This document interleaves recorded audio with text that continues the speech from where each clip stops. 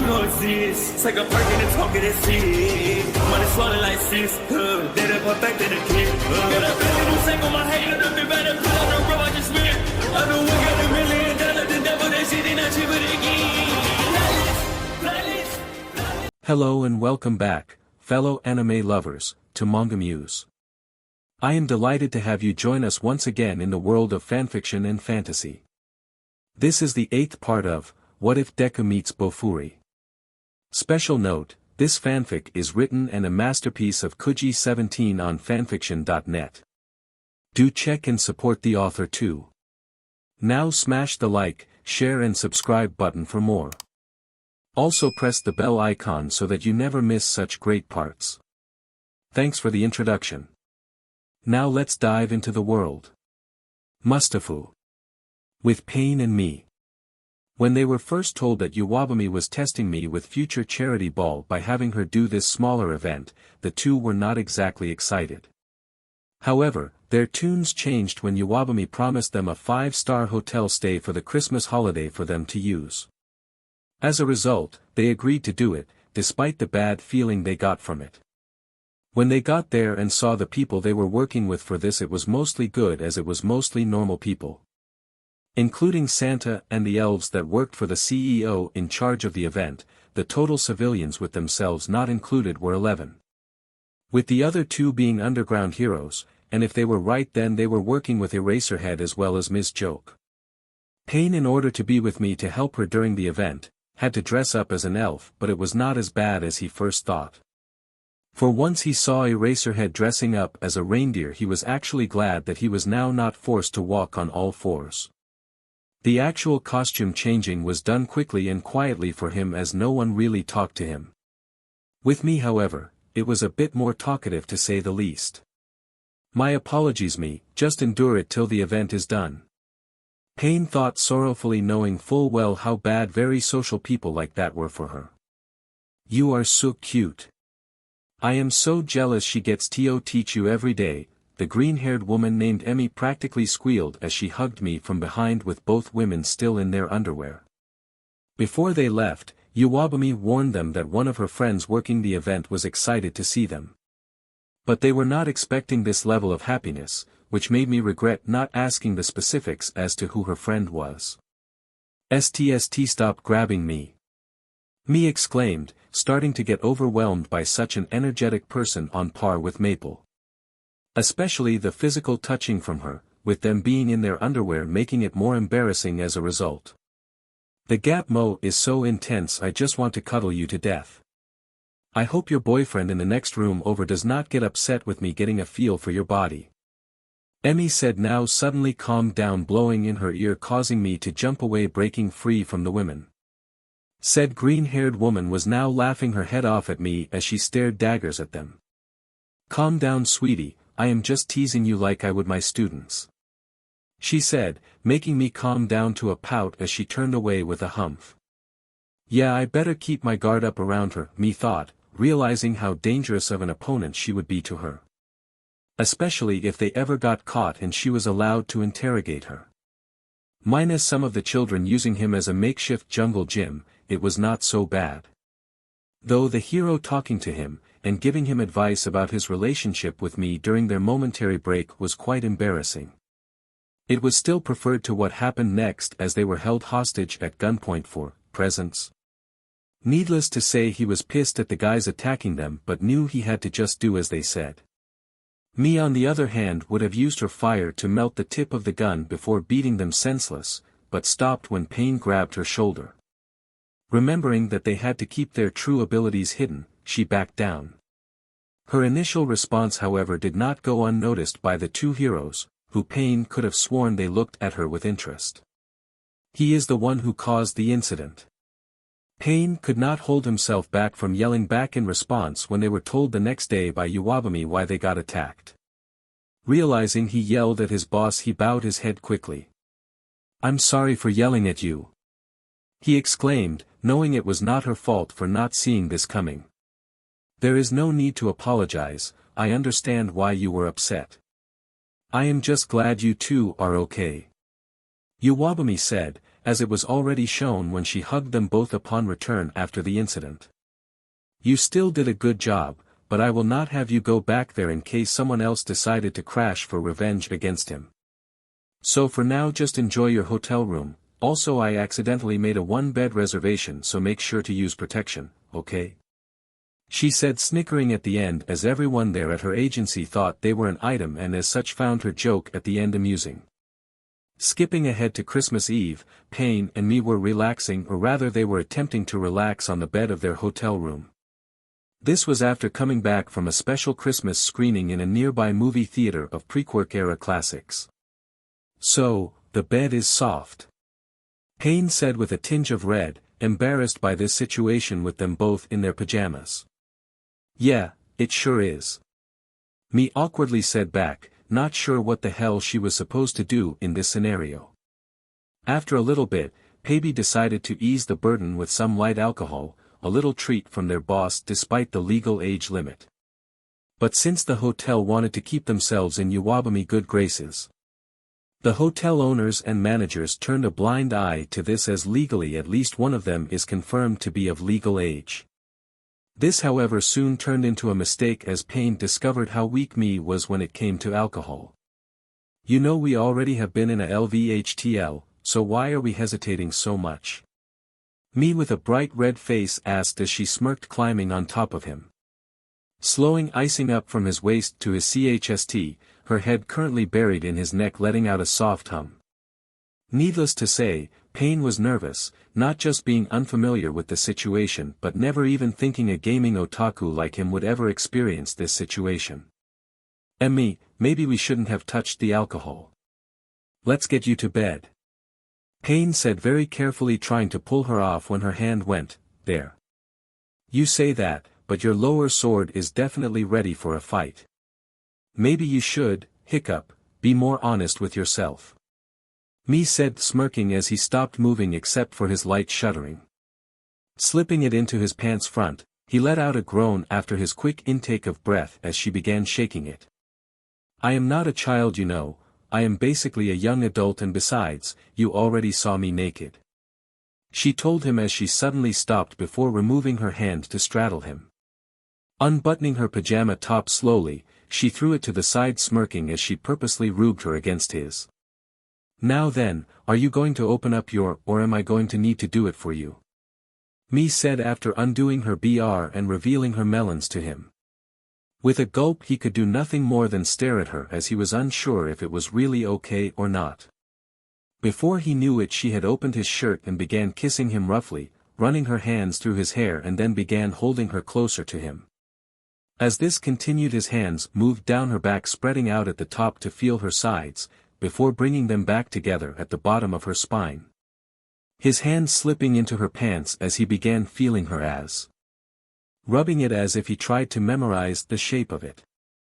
When they broke the embrace for some much-needed air, he began sliding her pants off, with her responding in kind as she bent her legs closer. Pulling it off, he tossed it into the pile with her other clothes, her legs shifting once again to now have on both sides of his waist. Pushing his arms aside gently, she rose up, now giving him another full view of her chest. Tell me what you think. She told him as she finished his drink on the night desk beside them in one gulp, before bringing his hands to her chest. Moving his hands in a circular motion while he gently squeezed her melons, her soft moans filling the room. While he was doing this, she caressed her lower region in a motion going down to her thigh, then back up to just under her melons. They're soft, yet they look really firm, he said, seemingly pleasing her as she licked her lips, stopping his hands. Now then, I think it's time you get to let out the sword attack you've been charging. Me said, moving lower and pulling his pants down just enough to reveal his strained boxers. Pulling it up and back, she revealed his and ball without so much as shaking it in the slightest from any rough or quick movement. I may not have maple defenses, but I am sure I can take this next attack from you, she whispered before giving it a quick lick. Then slowly she began licking it more aggressively than before as she began bobbing her head up and down, starting at just the tip, swallowing more and more as she made her way down, close to his ball with her white reward. A few minutes later he let out a grunt underneath her as her mouth began to fill with a salty thick liquid, happily eating it. "So how was it?" "That was my first time, you know." Mi said, embarrassed yet with a light humming as she smiled happily, feeling even closer to him than before. With a gulp he responded, deciding that even if he would need to hold back a bit, he would respond properly.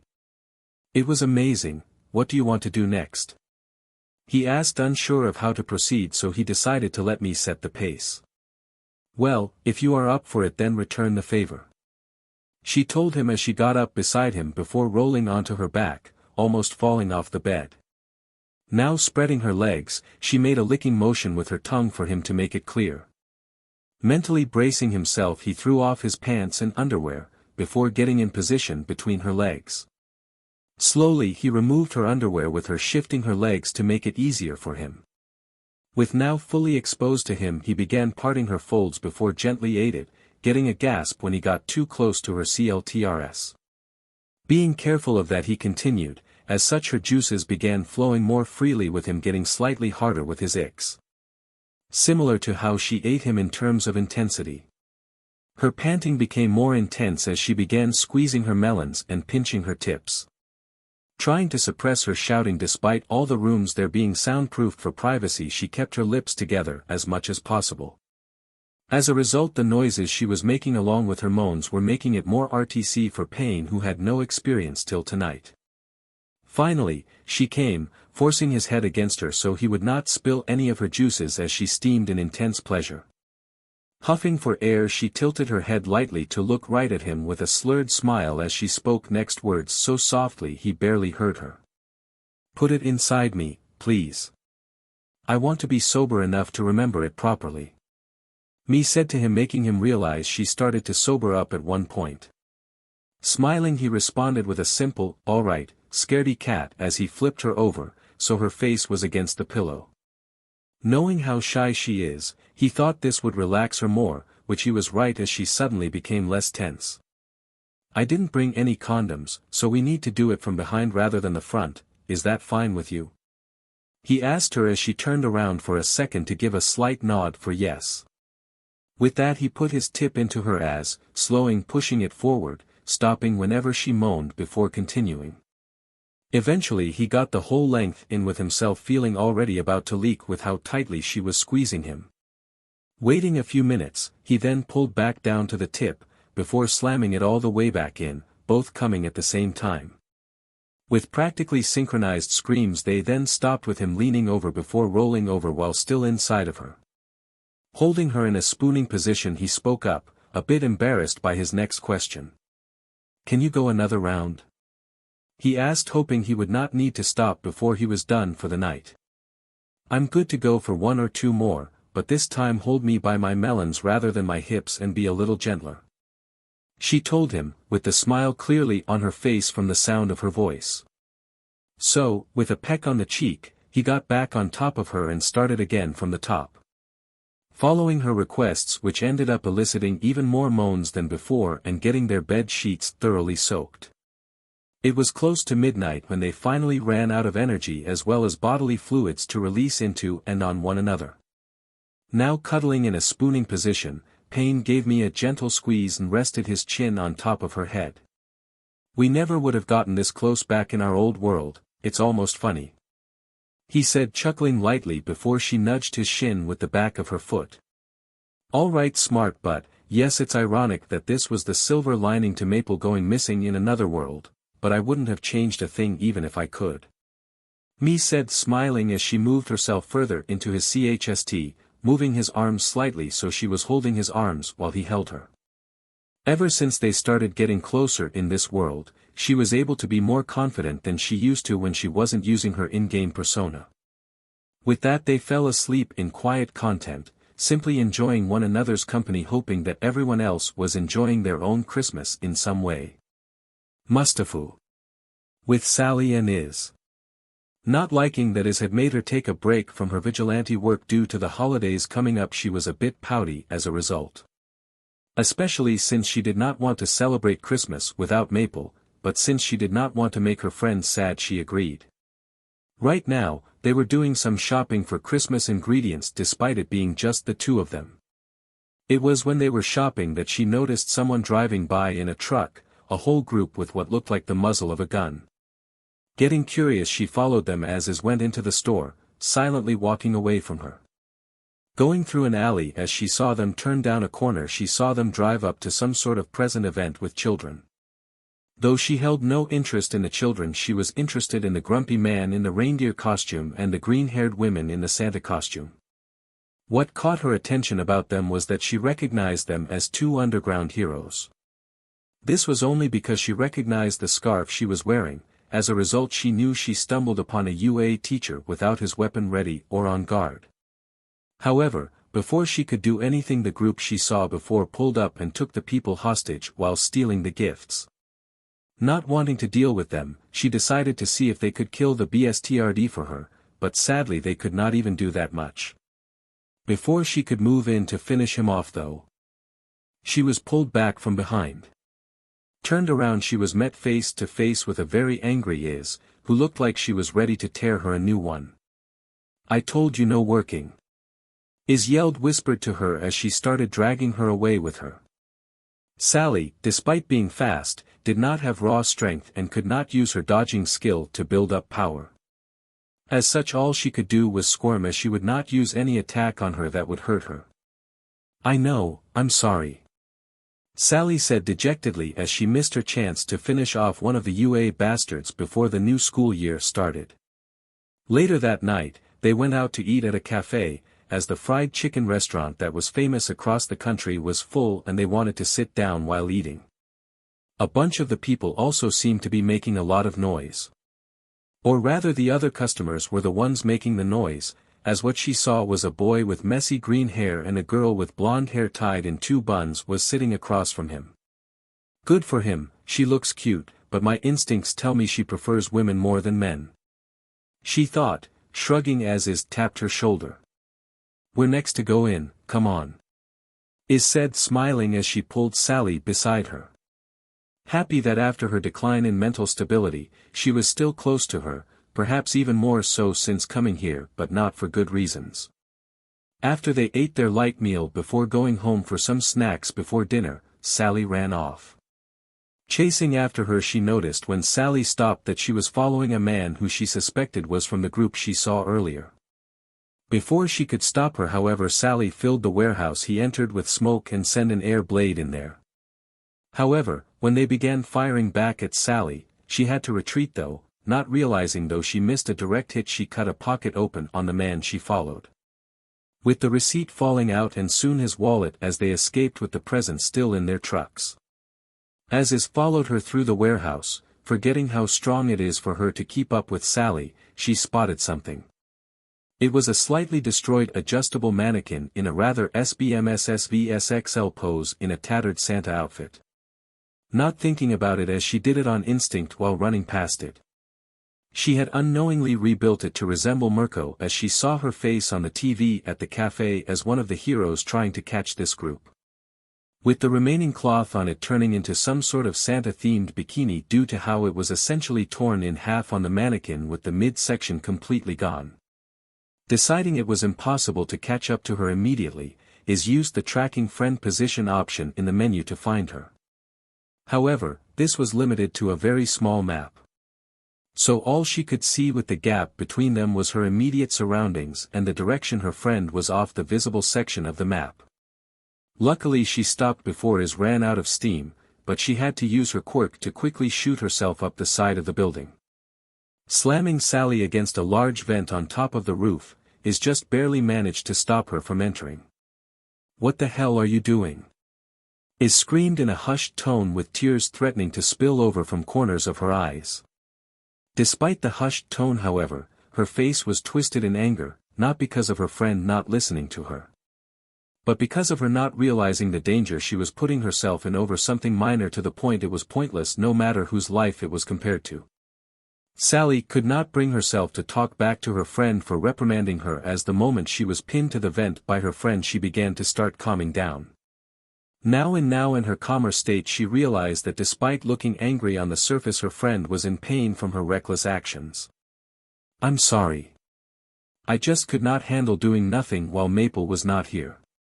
Sally said in a low disappointed tone. Before they could continue their conversation however they heard the door to the warehouse being slammed open. What followed was some incoherent words to them due to the distance and sound dampening of the out-of-official use warehouse before the fighting. There was the sound of gunfire and police cars in the distance getting closer with their lights making it clear they had to leave. I'm sorry for getting upset, but as you can see the heroes and police are about to close in on them and capture them. So, let's go before they try to arrest us. Is said, getting a nod from her crestfallen friend. As a result, they left before the smoke was starting to get sucked up, cause if they stayed Sally would have already had a chance at getting Maple to join them. Despite the few setbacks, Christmas Eve came, and they were dressed in the recreation of the Santa gear from the game that is had made for them. Though the reindeer costume for Maple and the Santa outfits for the others remained empty but oh well there was always next year. Well in any case, to Maple's safety in good health, cheers. Is said seeing a smile grow on Sally's face. You're right, cheers. Sally responded hoping that Maple could wait a little longer for them to save her. With that they began to eat the small feast is made for them. Before cuddling up together in front of their fireplace of their home they were currently living in as they drifted off to sleep. Mustafa Charity Event. Attempt 2. For the heroic line-up of this event we have 4 heroes and 3 children of 2 of the heroes. Standing at the forefront was Emi Aizawa, also known as Ms. Joke, Namuri Usajiyama, also known as Midnight, and Rumi Usajiyama, also known as Mirko, along with Himiko Toga stood at the front, each in slightly different Santa costume. Emi was wearing her costume from before which was the traditional pants and sweater, the 2 wives wearing the same matching costume of a midriff sweater with a skirt going just above her knees. Finally, Himiko who wore a regular Santa sweater with an ankle-length skirt, as well as candy cane-themed stockings. Stockings she would happily show off to Maple at home as they cuddled tonight. Izukumidoriya and Shota Aizawa, also known as Eraserhead, were dressed in the same elf costume but in obviously different sizes. Finally, was the girl of the hour, Maple in all of her Rudolph glory, much to her displeasure as she wanted to wear a Santa costume this time. Though Himiko would not be complaining as she was enjoying watching Maple pull the toddlers in a tiny sleigh around the circle where they all were. Maple herself was also enjoying it, but still she wanted something new this year. As for the 2 adults who joined in for their daughters, as well as the tastes of one of the 2 women. This is embarrassing you know, how are you comfortable showing off so much skin? Mirko questioned her wife in a hushed tone as the child she was taking pictures with went up for their turn on Santa's lap. Midnight smiled as she subtly without the children or parents knowing, got a quick squeeze of her wife but causing the rabbit women to suppress a yelp. It's simple, I take pleasure in being naughty and you should as well. She said smirking at her wife who mumbled adorable curses at her. Who wants to sleigh ride next? Maple said smiling widely as the children cheered and the next group of parents brought their kids up. Say a Rudolph. Himiko said holding out a carrot in front of Maple who happily ate it before getting a head pat from Himiko. Izuku then casually flicked behind the ear making her yelp. As she was concentrating on Maple. Why did you do that? She had demanded Izuku for an answer to her question. You were making a dirty face while petting Maple, remember to tone it down when you're around kids. Izuku reminded her, as Maple was too oblivious to interpret it as anything other than a very close friend. Honestly, you are as dense as an anime HRM protagonist sometimes. He thought as he hoped that when UA came around they would be more socially aware than they are now. What do you think when you see that? Emi asked her husband in a whisper as she nudged his side.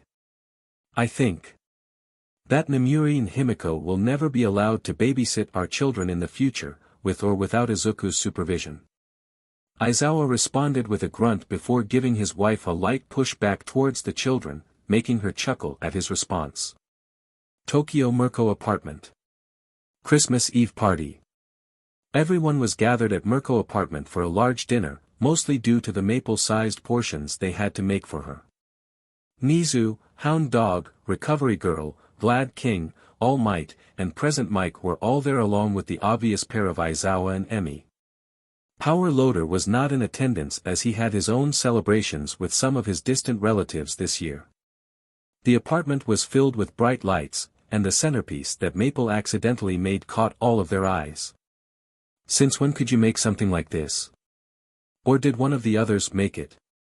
Hound Dog asked, curious, as Izuku was apparently quite skilled at making support gear, so Christmas decorations like this should be easy for him. "Actually no, Maple made it by eating a string of lights and sneezing them out. Rumi managed to catch them all in the bowl in time." Midnight responded to his inquiry, getting all eyes to turn to Maple, surprised she ate the lights. This also made Nizu question something internally, about the entrance exam when she takes it.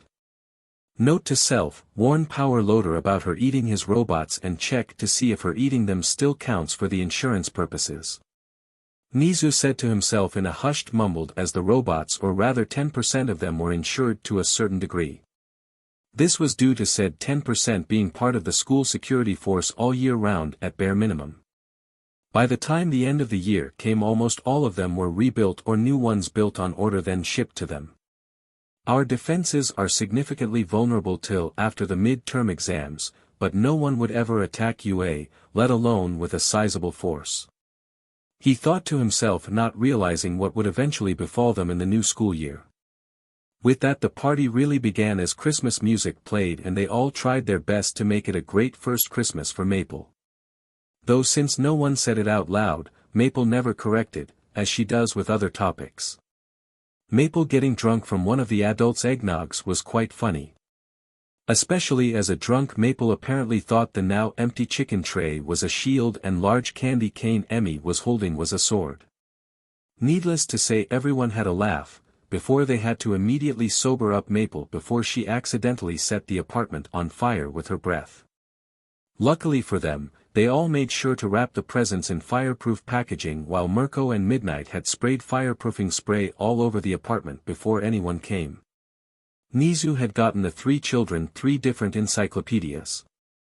One on quirk science for Izuku, as his knowledge of heroes was already superior to most of the books on the market written by experts. Himiko was given a literal bloodier subject as it was about murders with the gruesome crime scene pictures in there. A questionable choice even for her, but she was practically drooling at the sight of the bloodied and wounded bodies. Finally Maple, who received a book of deserts which she gushed over, immediately asked her 2 mothers if they could try making some tomorrow if possible. Despite some of the others questioning his gift for Himiko, Hound Dog especially, it was well received by the girl, so the parents shrugged it off. "Don't look at me like that." Denying her urges to consume little loan CBLD is how she ended up getting adopted by Mirko in the first place. Nizu said smugly with a big grin on his face from reminding them. "All we're saying is that maybe we shouldn't be giving her literal books on bloody murders." Toshinori said, finding it a bit unsettling of a gift compared to what one would normally give. Hound Dog went the safer approach for the 3 kids. "Well, no need to worry when it comes to my gift," Hound Dog told the blonde-haired skeleton. Hound Dog decided to go with hero merch for Izuku, minus Namuri, as all her merchandise was, well, it would be awkward to give to her son, whether adopted or not, as a gift. A set of stuffed animals for both Maple and Himiko. The ones for Himiko were based on animals in the forest behind her childhood house when she was little that she liked to visit. Maple however got plushies of video game monsters she liked that her adoptive mothers got them all. Recovery Girl and All Might put her medical knowledge as well as his undergraduate degree in nutritional and health sciences. Izuku received books on muscle training and how to maximize nutrition in cooking just in case he changed his mind to try his dream to become a hero. Himiko got herself a medical book on hematology and proper techniques to use with knives due to her quirk drawing her towards BLD and sharp objects. Finally was Maple, who received books on fighting techniques involving close quarters combat and using a shield. All 3 of them were happy with the books as they were eager to learn from their contents. Maple especially, as she could never find a book about shield techniques in the bookstores near her house in her old world. And you question my decision to get her a book about murders? Nizu asked All Might with a raised eyebrow. To be fair, Nizu, we can't stop her from choosing to fight with a knife as a hero, so we may as well have her learn proper techniques. Besides that, a book of knife techniques is quite different from you giving her a book of messy crime scenes. Recovery Girl said, defending the choice she and one of her former students came to, as she agreed with him for once about this being a good decision on his part for once. Present Mike went with music, with surprising twists for all three kids, as no one saw them coming when the literally louder-than-life hero found out. Izuku, who everyone thought would have preferred something quiet like classical music, turned out to like rap music, XPLCT lyrics at that. No one could understand where he got a taste for it, but when he said he liked the idea of being able to tell people off like that, they realized why he liked it. Though Mirko did get a slap upside her head from Aizawa when she offered to teach Izuku how to swear at people even worse than in those songs. Maple, who everyone thought would prefer more upbeat pop stuff, which she did like, but what she really liked was acoustic music. She did not like having to listen to the words being sung as well as the musical notes, so acoustic was better since she had to think less. Despite her air-headedness, she was highly intelligent. As a result, she tended to act carefree or goofy to ease her boredom. Then there was Himiko, who much to the shock of everyone detested particularly loud or heavily screaming music. Whether this was due to her slightly above average hearing or her upbringing till now that her previous parents put her through, it was a mystery. But in the end she preferred soft, gentle, or as she puts it, cute-sounding music that she can dance or hum to. Vlad King, much to everyone's surprise, had gotten them something no one saw coming from what they all mentally called sometimes an oversized red brute. It was a subscription to every anime streaming service across Japan. Everyone was expecting weights or dumbbells, some sort of exercise equipment. But now his question to Mirko and Midnight about what streaming services they had made sense to them now. Finally, it was a gift that only Aizawa would be an expert among all of them there. Each of them got a scarf of a different color as well as a slightly different pattern on them. Every pattern also had a few inches of space above and below for the pattern to appear again properly in sequence. With Izuku in a green lighter than his hair, with 3 generic blue birds flying in a row, with 3 white wavy lines under them to represent the air. For Maple it was a black scarf with 3 generic green turtles swimming across, partly submerged in 3 blue wavy lines to represent the water. Himiko had received a dark crimson scarf with 3 yellow baby chicks flapping their wings, with 3 brown wavy lines to represent the ground. "You are all way too cute." Emmy shouted in joy as she grabbed all 3 in a squishing hug, taking pictures of them and with them. Though all of them loved their scarves, they could have done without her almost cuddling them to death before her husband pulled her off, saving them while making everyone laugh in the process as she whined about not being done with cuddling them. Overall, it was a successful first Christmas for Maple as far as they were all concerned. Though it was technically not her first overall, it was her first in that world, so they were partially right in their assumptions. All blissfully unaware of what All for One was preparing for behind the scenes. Japan, Hokkaido. Village/town area. With Chrome, Mai, and Yui. Despite having just gotten used to the city, Chrome and the twins had kept in contact with the old couple that first helped them. Even so, they were surprised when they were told to come visit for the holidays if they wanted. Gramps. Mai and Yui exclaimed their nicknames for the kind old couple who were happy to have them visit them during the holidays. All 3 of them were shocked when they heard that their son and his wife took their kids on a last-minute trip outside of the country to the States. So, they were a bit sad that they would not see their grandchildren this year, especially their youngest grandson. "I'm glad to see you girls are doing so well. I hope you're eating right in the city," Gran said, happily patting their heads, happy she can at least spend Christmas with them. "After we get the bags upstairs, the 3 of you should get ready to drop off the sponge cake so the 3 of them can give their greetings," Gramps said as he helped Chrome take some of the bags upstairs, before going with them to greet the neighbors for the holidays. Yes, yes dear, I know. Gran said, chuckling at her husband's eagerness to have the three here with them again.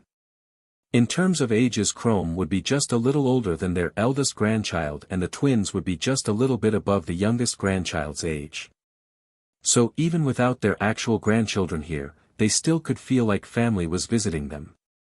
All right, you two, the cake is one bottom shelf with a dome lid on a plastic plate, so you go grab it while I get my coat on, she said as the two girls responded in perfect synchronization.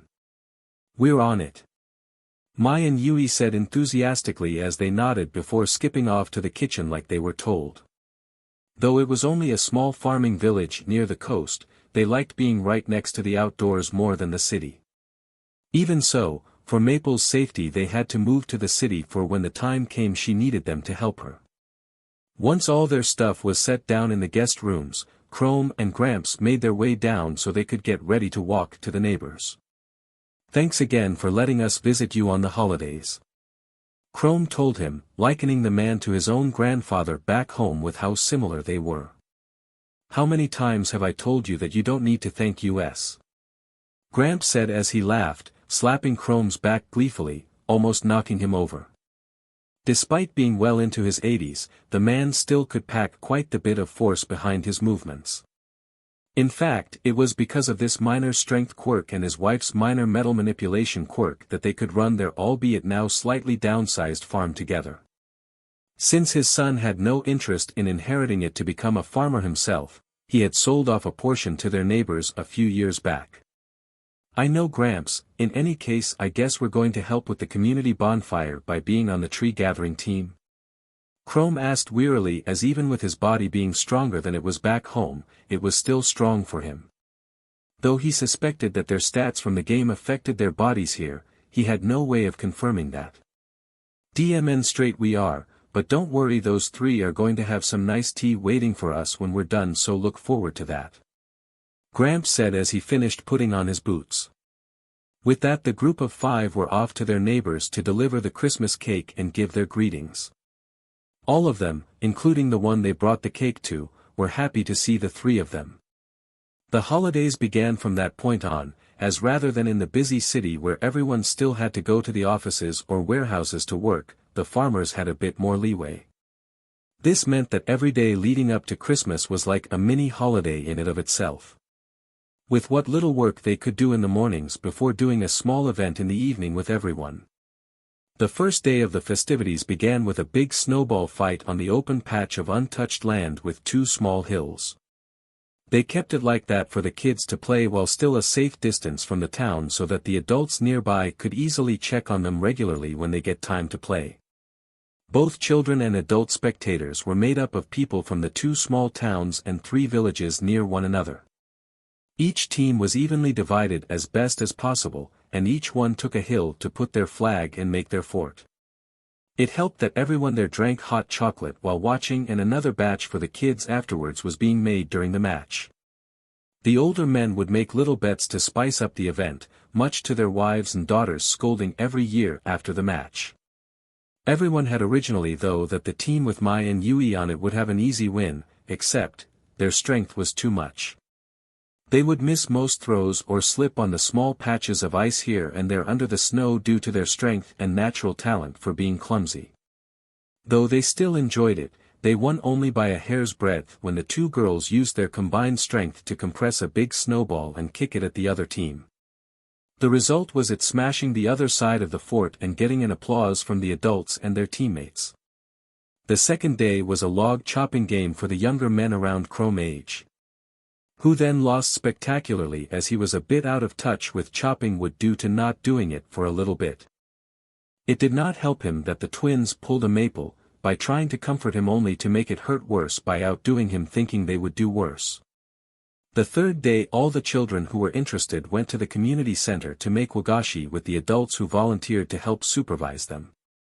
Mai and Yui made bears, turtles, and foxes to all their surprise, as everyone thought they would make more Christmas-themed stuff. So, they made their second batches with little Christmas hats. It was a little better, but it still confused some of them. The fourth day however was interrupted when a messenger from the HPSC came with a request from the president herself. "You want us to take down some sort of giant ice-wielding bird that made its way up one of the mountains?" Chrome asked in annoyance as he looked at the documents handed to him. Though he complained about it, he did see how it was an issue that they would consider a handle as soon as possible scenario. It destroyed a whole town on the way up to the mountain. Fortunately no one died and almost everyone was safely evacuated before getting injured. Yes, that is correct. There are no other heroes in the area strong enough to fight them, and it would take too long to send someone strong enough here to handle it, the messenger said, nervously hoping that they would simply follow orders from the president. As much as Chrome wanted to say no, he figured it might make the three of them look suspicious, or rather even more suspicious than they apparently are to the president of the HPSC. Though he expected the power the twins showed during the entrance exam may have caught her eye. He still thought they still had time before they made a move for the twins, but it looks like they took a short break from Maple. "All right, we will do it, but don't expect us to drag the frozen corpse back down the mountain," he said, looking them straight in the eyes, making them yelp and look away from the intensity. "Of course we do not expect that of you. We will give you high-quality body cameras to wear that you can bring back as proof," they said, handing him the 3 cameras. It was a good thing he had gotten the twins and his own winter clothes ready for the fight. That is if, and a very strong if, that they could withstand the attacks from this dangerous creature. "I can't believe they are making you 3 works during the holidays," Granny said with a huff, upset at how they were being treated. "That is why I can't stand those city folk. Always barking orders at people thinking they will just drop everything and do as they say." Gramps grumbled, and not liking that the 3 of them were going to get pulled away for work so close to celebrating Christmas. "There's no need to worry, they are going to transport us to the foot of the mountain and take us back right after we are done," Chrome said to assure them that it would be all right and that they would be back in time for Christmas Eve. "Even so, be careful and come back quickly, the big bonfire is too good to miss," Gran said, patting his cheek before giving Mai and Yui a hug. Japan, Hokkaido. With Chrome, Mai, and Yui, mountain area. As expected, they had to also deal with the nuisance of a snowstorm as well while they fought a giant ice bird on a mountain top. Something that they all hoped their expectations would be wrong in this one instance. Why did this thing have to show up now of all times? Mai complained in her winter version of her usual pink and white outfit. "No need to worry, we just need to beat this thing quickly," Yui said in her winter version of her own usual green and black outfit. "Ah!" Both twins exclaimed. The rock beneath them crumbled for a moment. "I got you," Chrome said as he caught them, feeling relieved he was right about walking behind them to catch them if they felt. Their winter gear of Chrome compared to the twins was extremely simple, as he was just wearing a better insulated body suit under his clothes. That along with their gear came from a new hero gear producer called Green Bunny Support Studios Incorporated. For Mai and Yui, it was akin to heavy winter coats where the main part was either black or white, with thick green or pink faux fur. Like an overcoat, it had the fur around the wrists, neck, and even on the rim of the bottom of the skirt. They also had their own body suits underneath their winter costumes. Since it was made for hero work, it had the standard fire resistance, corrosive material resistance, and tear resistance that is commonly incorporated into high-quality hero gear. The overcoat itself was also like his bodysuit, made with the intent to contain their body heat so they would not freeze easily. This double layer may sound like too much, but given how young the twins were, it was actually well needed, especially for this mountain climb. They also had a layer of steel built into their fur caps that made head injuries less likely so long as the hat got struck rather than the face. Their hammers were strapped to their sides rather than their backs, as climbing up the rugged mountain path was strong enough without the extra weight on their backs pulling them down.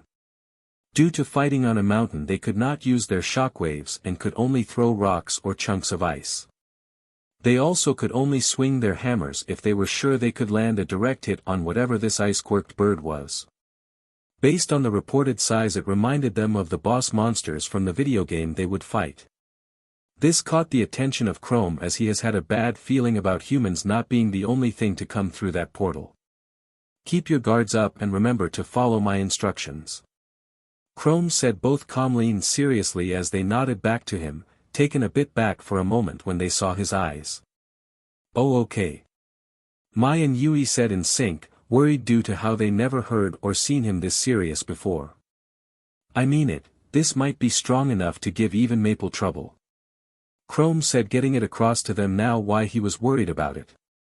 Walking further, they heard a screech and he pushed them into a snow bank, concealing them except for their exposed faces. Quiet. He told them in a hush whisper as they saw the shadow of the bird fly over them before curving up the mountain. This flight pattern is what allowed them to get a full view of it as soon as it turned its back to them. It was this moment when the twins became afraid of the danger before them, as they recognized what the creature was. It was the Silverwing that Maple and Sally both barely managed to beat that they told them about. I knew it, we weren't the only ones that came through that portal, no matter what we have to stop it before it decides to come down to the human settlements again. He said, unable to stop himself from feeling partly responsible for this.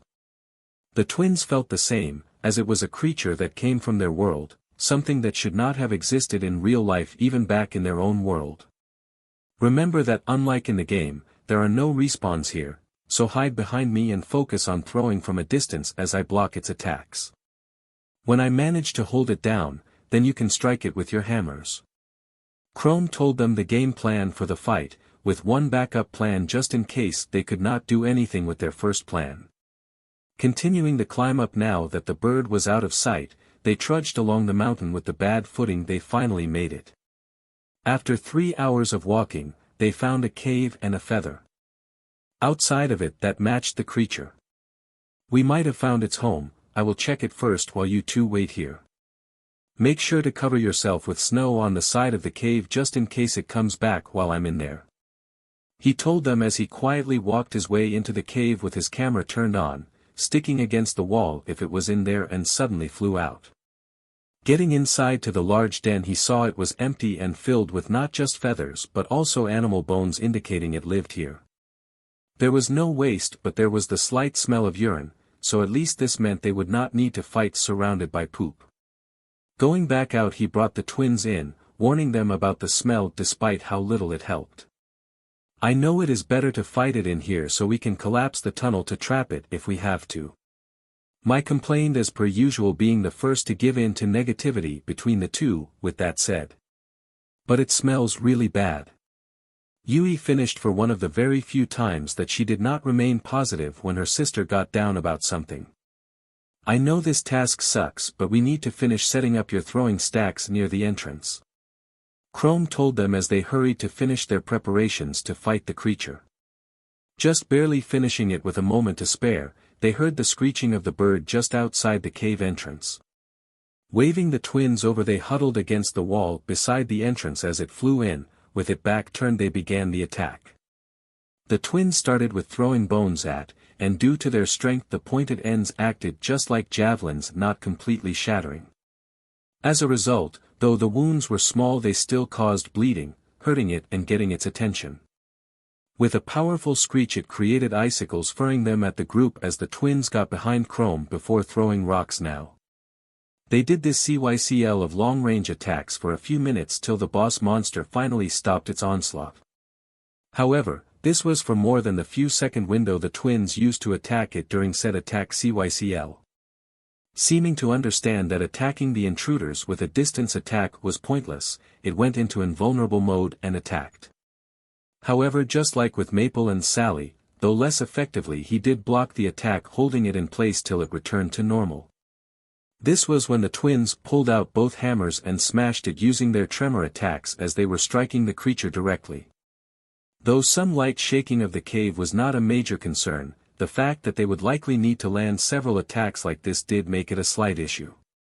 We have to collapse the tunnel. Run while it is still spasming and collapse it. Chrome told them as it was spasming from the clashing shockwaves moving throughout its body. Deciding it was even more dangerous than he thought it was, as last time he fought it, as all he saw was the wide-range ice attack. Not wasting a moment, they followed his orders as the three ran a few feet before using the combined shockwave attacks.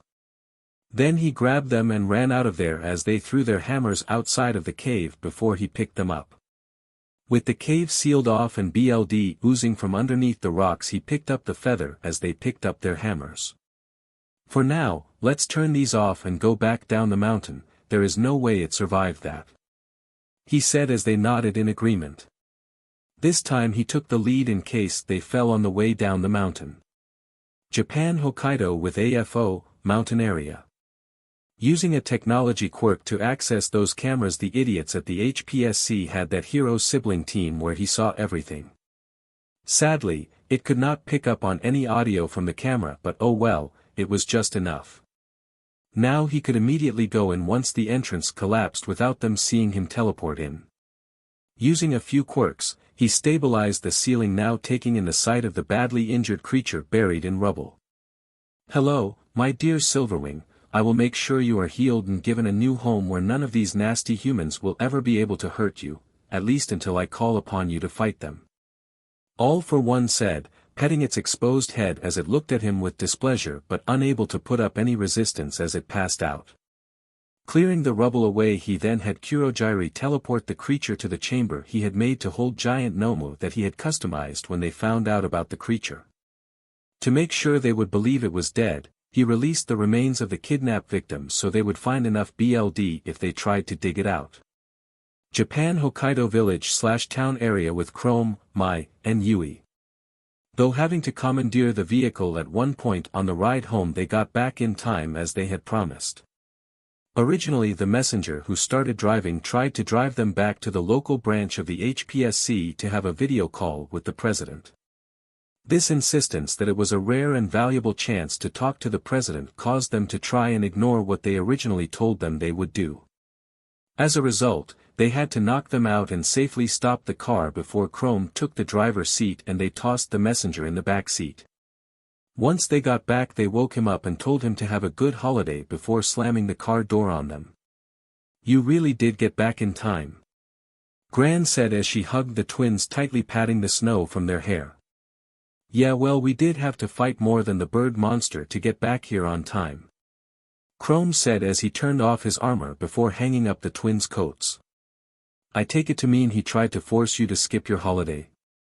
Gramps said, raising an eyebrow, receiving a strange smile from Chrome causing him to sigh. Now, have some tea in yuzu. You all must be exhausted after the mountain climb and your fight," Gran said, chuckling as the twin with slumped shoulders let out sighs as they dragged their feet to the kotatsu. "Well, in any case, the bonfire will start tomorrow night, so make sure you rest before we celebrate," Gramps said, slapping Chrome's back and almost knocking him over in his excitement. Okay, just let me drop to the floor on my own," Chrome responded wearily as he made his way over to the twins who handed him a peeled yuzu. Enjoying the night together, the five of them discussed what was going to happen tomorrow night at the bonfire. While the three of them were out on their job, the middle of the town was cleared out of snow. Then they set up the tents and the logs they had been drying using the quirk of one of the families that had lived there for generations. The festivities themselves consisted of dancing, marshmallow roasting, and those slightly different for the adults and children drinking. Usually with a lot of the younger guys having a contest to see who can chug the warm and very strong apple cider they make just for this time of year. The twins laughed quite strong as they saw Chrome coughing up his tears running down his face due to how potent it was. As for the dancing, they took turns with one another while the twins tried to see who could fit the biggest s'more in their mouths. Luckily for the twins, they had Gran, Gramps, and Chrome there to stop them at 3 marshmallow stacks despite the booing of the other kids who wanted to see a winner, or if they would choke on s'mores that big. Either way, it ended well for all of them, as both the old couple and the 3 kids, Chrome is considered a kid in their eyes. Still, due to the massive age gap, who entered their lives suddenly helped with one another's loneliness this Christmas. UA Sports Festival on the racetrack. While the 3 girls held an indomitable lead on everyone was now taking care to go to the sides when they spotted them coming up. However, This did not mean the others would not try their best to interfere with the other racers now that there are only 16 spots left to claim in the tournament. Kyoka Jiro, for instance, would jab her ear jacks into the ground behind her chariot, causing the ground to shake more, sending anyone behind her into a tailspin. As a result, the other racers who did not get hit by it, like her first and only victims, made sure to keep 2 chariot lengths behind her. Well, most were smart enough to avoid her anyways. Destroy her controls. Toguro Kamakiri shouted as 2 other competitors joined him. Most would aim for the back wheels as the easiest way to slow them down. But he wanted to injure her so that she and her partner would be forced to drop out, so a wipeout was the best way to make it happen. But since he was unsure if they would get penalized or disqualified for directly attacking, they decided to aim for her chariot. With him flanking her left, Kojiro Bando on her right, and Rikido Sato behind her in case she tries to get away from them by slowing down. The idea was for him to throw his metal blades at her controls, then Kojiro would slow down and use his quirk to mess with her wheels before moving over to avoid her crashing. Rikido Sato was there with a small stock of metal blades to throw at her back wheels when they got in his short throwing range, as his accuracy was a bit below average according to him. What this team of 3 did not expect was for Tetsu to jump from the back of his chariot to hers, covering her controls with his metal body. "You are going to have to try harder to take down my teammate," he said, throwing some of the blades he caught at his opponent front right wheel and back left. After his battle trial with Toga, he had practiced his throwing, with the fruits of his LBR now showing at last. His accuracy was enough to get the job done as Kamakiri began struggling to keep his chariot going straight. "Slow down right now," he told her as he flipped over in her chariot, punching the front of Rikido Sato's chariot once it was in range, damaging the motor. This forced him to pull a good distance back, allowing them to move over and go around Kamakiri, passing him. With Tetsu making one last throw at the back wheel he did not attack earlier, causing him to flip over into Kojiro Bando, taking them both out of the race for good as they were trapped under their chariots. UA Sports Festival inside the announcer booth.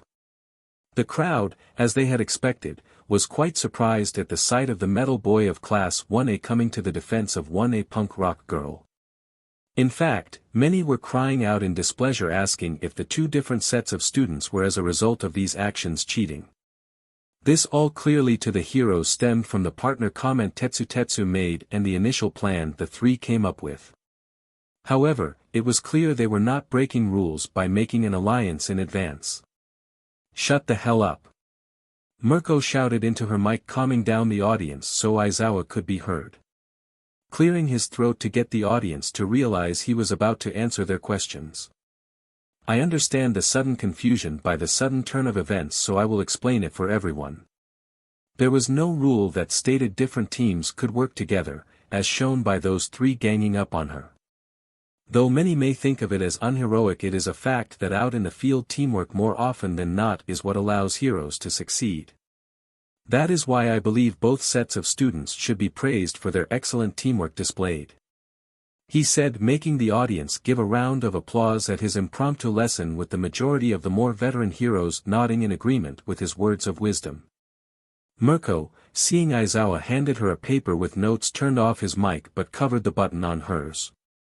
She realized right away that he was going to let her explain this to the crowd. Normally she would not accept handouts like this, but if it gives her a chance to show people that she is more than a battle addict, then she would gladly swallow her pride and accept it. Actually people, despite what appears to be a sudden team-up by competitors Tetsu and Jiro, it may have very well been planned in advance," Mirko said, piquing their interests with this possible new drama.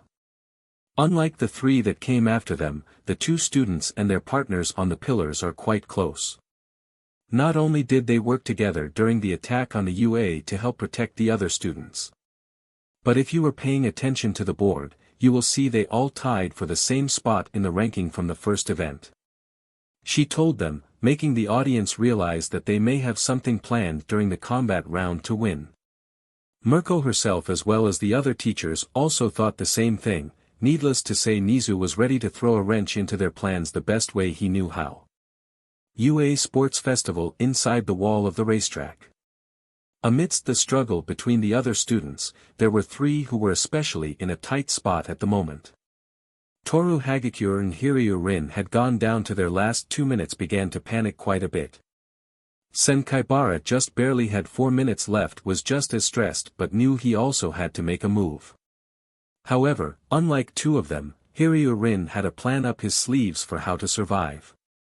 Earlier Mashireo Ojiro had tried to eliminate Tsuyu Azui but was now stuck on her pillar due to the constant flurry of attacks surrounding him he had to constantly dodge.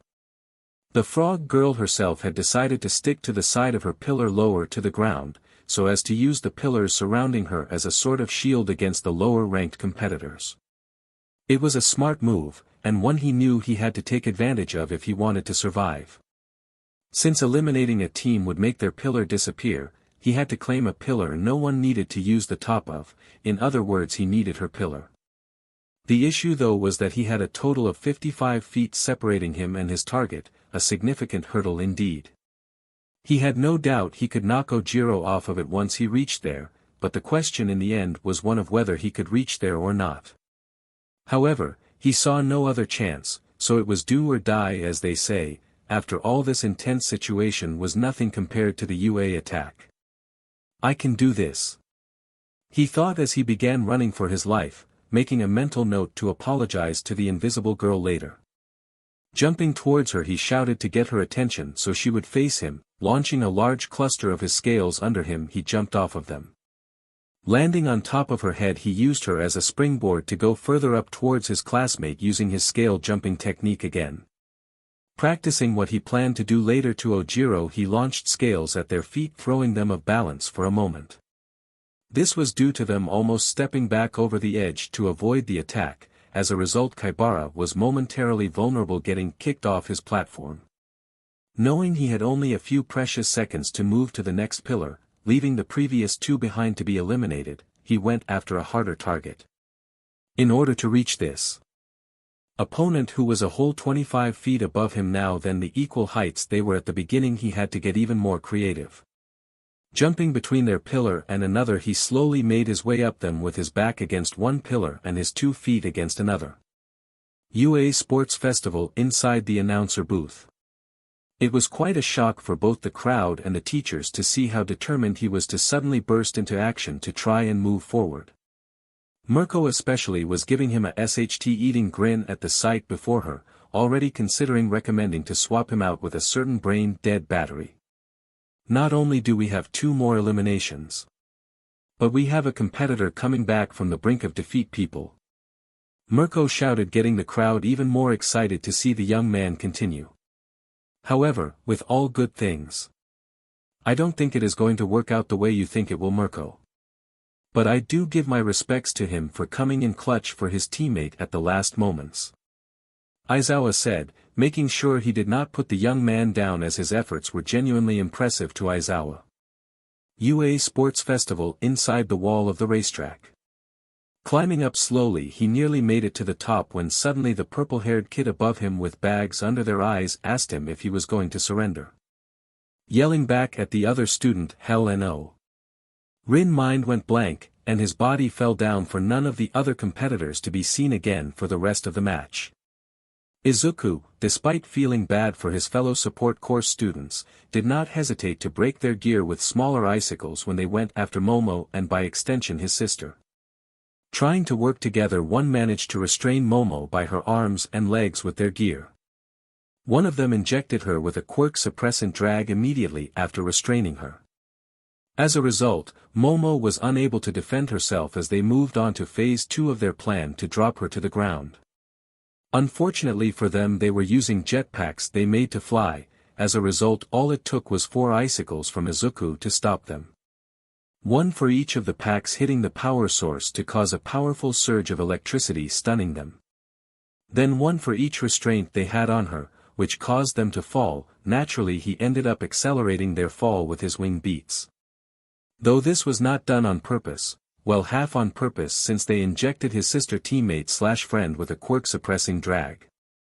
As a result, teams 11 and 10 were eliminated from the contest, although they would have been eliminated regardless for not clearing permission to use quirk suppressants in the first place. "Thank you Izuku, but I'm dead weight now to you," she said as she held onto his back as she leaned against him. But still, to think they would cheat by dash, fortunately for her Izuku had cut her off before she could continue. "They did not cheat," Izuku told her bluntly without any hesitation. Seeing her confused look, he let out a sigh before continuing. "Due to the idiots in charge of the country laws, anyone can get easy and legal access to quirk suppressants if they do a little research," he said, not realizing the panic he was causing elsewhere by broadcasting that information to the world. Though in this scenario he had assumed they cleared it with their teacher first, so he did not know they would have been eliminated anyways. "I never knew. I think I am going to ask my father to hire a quirkless bodyguard," Momo said, now taking her turn to confuse him. "I want them to be more proficient with their weapons and other traditional techniques or skills involved with bodyguard work. Almost all of the bodyguards I have had over the years have gotten special licenses to use their quirks, thinking they were strong enough to deal with most threats," she told him, revealing a major flaw that had occurred due to people becoming reliant on quirks. At Ministry of Justice. The moment that Izukumidoriya shared that bit of information to the whole world, they began running around in a panic. It was the whole building that had become absolute chaos, not just one floor, as they and the HPSC, QRA, Quirk Registration Agency, as well as the Ministry of Health had begun putting together an emergency meeting. Though the health and welfare were once combined with the LBR ministry originally, when quirks began showing, it was split back into two separate ministries. Regardless, all of these groups had to hurry and put together new revised laws for quirk suppressants. As well as finding out the loophole he spoke of that not even they knew existed till now. At worst, they would need to have him come to the building and explain to them how after the sports festival if they could not figure it out. UA Sports Festival inside the announcer booth.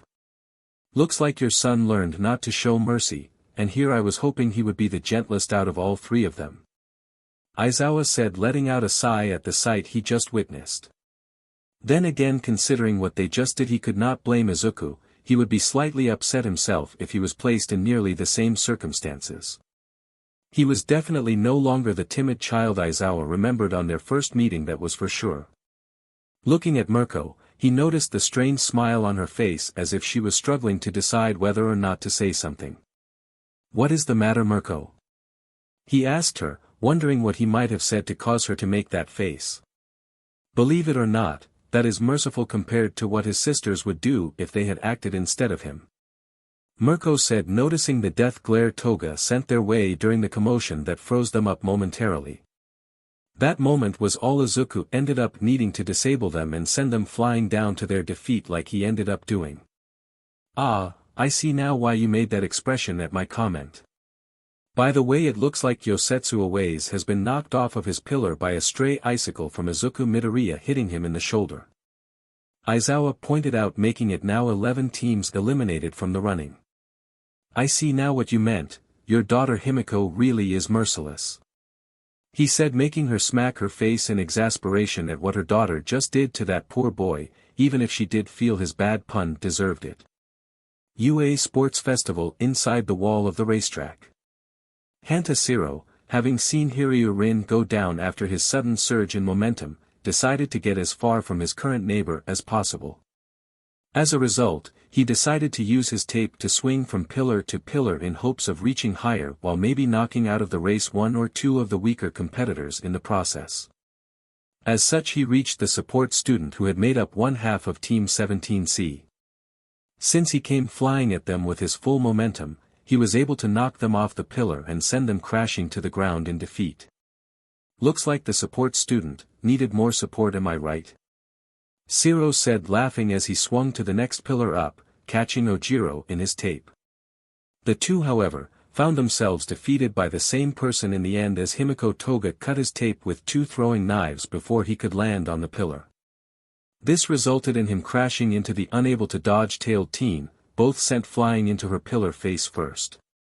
Barely holding onto it, however, as Ojiro used his tail to grab the edge and flip them upwards, as they were now stuck together holding onto the edge by their fingertips.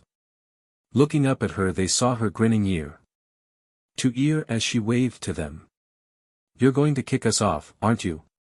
Ojiro asked, getting the nod he expected from her. Himiko, with her usual tactfulness or rather lack of it, jumped onto and off of their faces, sending them flying below as she landed on Tsuyu Azui pillar. However, her next move was stopped when Mina shouted, they were finally at 16 people left. This left the crowd cheering till they realized that the event was continued by some pillars falling then shortly rising again.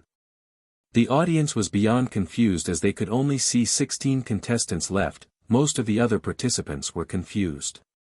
That is until Hiryu shot a scale at the back of Reiko Yanagi with just enough force to knock her out. It seemed that he managed to come out of Shinso control just in time to grab onto a pillar and slow himself before he fell to the ground. Then more scales came flying, but there were a few like Himiko who were already on guard and were able to react fast enough. It was the support course student from Team 20 that got eliminated next, as he was grabbed by his ankle by the exchange student who pulled him over the edge of his pillar. In his surprise on his way to the ground he was shot in the back by a scale, accelerating his fall even more. With that the final buzzer really went off, announcing the end of the second round as Aizawa told the hidden student to come out of Izuku's shadow. With Reiko knocked out she was considered eliminated now that they had 17 students remaining. As there is no way she would wake up in time before hitting the ground, especially with people like Izuku easily able to gently drop her down. The teachers came to a unanimous ruling to eliminate her due to these facts. As it would be pointless to waste any more time waiting for someone to actually eliminate her. UA Sports Festival inside the announcer booth. Aizawa and Mirko were smirking at the confused audience and students after no fanfare following a Shido outburst. Naturally they turned both of their mic off to talk without bursting the confused bubbles of everyone. "That Ashido girl really jumps the gun, doesn't she?" Mirko asked him, smirking at his student embarrassing moment. "I could be wrong, but is this not a situation where the pot is calling the kettle black?" Aizawa asked her, grinning at her pouting face, though she still managed to give him a death glare while doing so. He really did wonder sometimes how Namuri managed to tame such a wild rabbit. "Oh, don't look at me like that, you know it's true," he told her as he signaled for her to pay attention to the battlefield. Mirko was glad he did, as she saw quite the sight of Hiryu, who was almost knocked out earlier, about to make a comeback. She had to give it to the kid, he really was determined to make it to the next round no matter what it took. After seeing him take out the last two required for the round to end, Aizawa played the music to signal the round was over and turned his mic back on. With Hiryu claiming the 16th spot by a slim margin, the second event has come to an end. Will the student hiding in Izukumidoriya shadow come out now to show all 16 contestants to the audience? He said as his student came out of the icy inventor shadow. To him it looked like this year's festival, despite there being only 1 year of students participating, will turn out to be quite interesting to watch. UA Sports Festival on the racetrack. Now that all the remaining eliminated teams were moved out of the arena and sent to the nurse's office to get their injuries treated. The ones that passed had injuries as well, they were only a few scrapes and bruises when compared to the injuries the losers took. Granted, they still had to spend 15 minutes getting checked over by Recovery Girl before they returned for the next announcements. Alright young heroes, you 16 teams that have made it to the final round of the tournament will now duke it out in the final round to show the world what you can do in a fight. The first round was to show how well you can get past dangerous obstacles to reach those in need of rescue. Midnight said, getting a chorus of agreeing murmuring with her explanation of the first round. The extreme conditions of the racetrack were indeed reminiscent of real-life attacks and disasters, especially so once the three siblings altered them. From the faux villains blocking their way, to the chasm that sometimes form as a result of earthquakes. Then from there they experienced the supposed to safer equivalent of walking up a narrow passage on a high mountain. Finally came the doors testing their intellect with the puzzles to try and weed out anyone reliant on brute force only. The second round was to see how well you can do under pressure, especially when there is a time limit against you. Midnight said, pointing out how much the second event successfully stressed them all out. Indeed, the students and audience alike could not help but agree, as both felt the timer strain their nerves. Now the final round will be team battles to showcase teamwork between heroes when subduing villains. However, do not fear my oh so vigorous students, cause before you all go for your 30-minute lunch break I will reveal who is fighting who in the first round. She declared as the pairing showed who was to fight who. For some reason, though, it was taking longer than normal to place people, especially since she knows Nizu put 4 groups in very specific places. What are these pairings? Midnight thought as she saw some of them be the complete opposite of what they had decided. Matchups: 01, Shoto and Mina vs random SCSH and M. 02, Kanoko and Amii vs Toguru and Hiryu. 03, Reina and Shurhai vs Jirota and Izuku. 04, Tetsu and Nito vs Kyoka and Ochiko. 05, Fumikage and Mizo vs random SCSI and L. 06, Tenya and Tsuyu vs Pony and Himiko. 07, Denki and Hitoshi vs Itsuka and Setsuna. 08, Maple and Momo vs Ibra and YUGA. Rest will be winners versus winners brackets.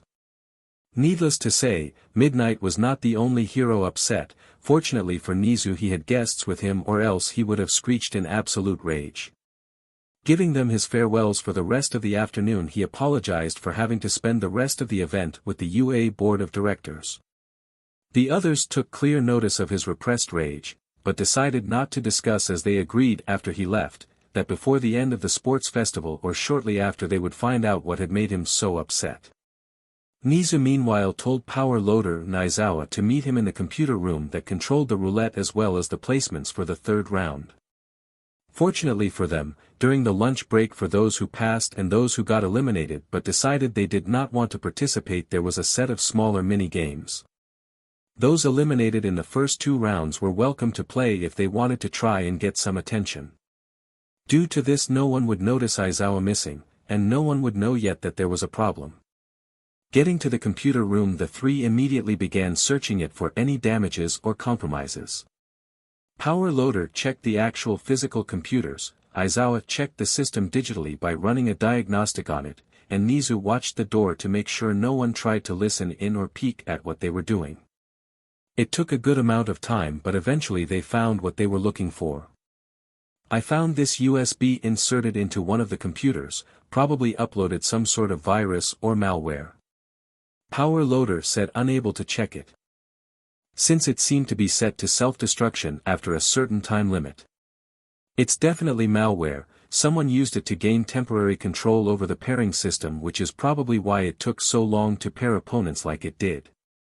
Unfortunately, they already disconnected, and it looks like they used a relay of different servers, so I doubt we are going to be able to trace it. Aizawa said, as angry as he was, glad that they could not do any more damage. That being the case, even if they cannot do any more damage to the tournament, they already set up multiple disasters. Nizu said, letting out a rarely seen or heard frustrated sigh. Though one of the matches he planned was respected, Maple was now set to fight Ibra Shiozaki in front of a worldwide audience. The very same fight that not just him, but the entire staff could tell was going to be one hell of a publicity mess, that was at least half of that of the UA attack. Though unethical of them in a sense to try and get Todoroki to eliminate her immediately on the other end of the bracket away from Maple.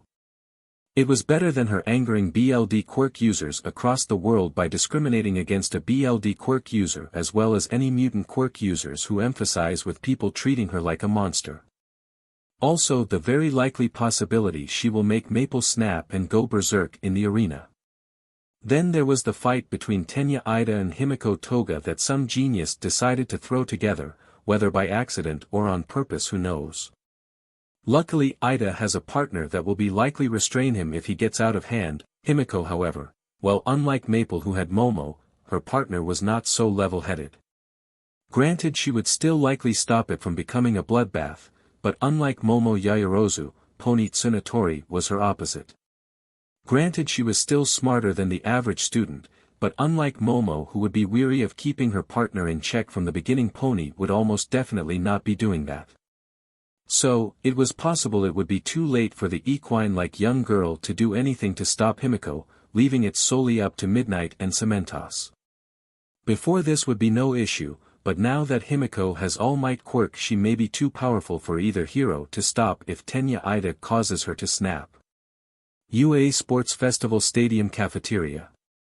Though significantly smaller, at the moment of the 30-minute break it is accessible only to the winners of Round 2, the staff, and a limited amount of pro heroes. It was still big enough to feel a little spacious. Naturally, everyone sat with their partners or other teams in some cases.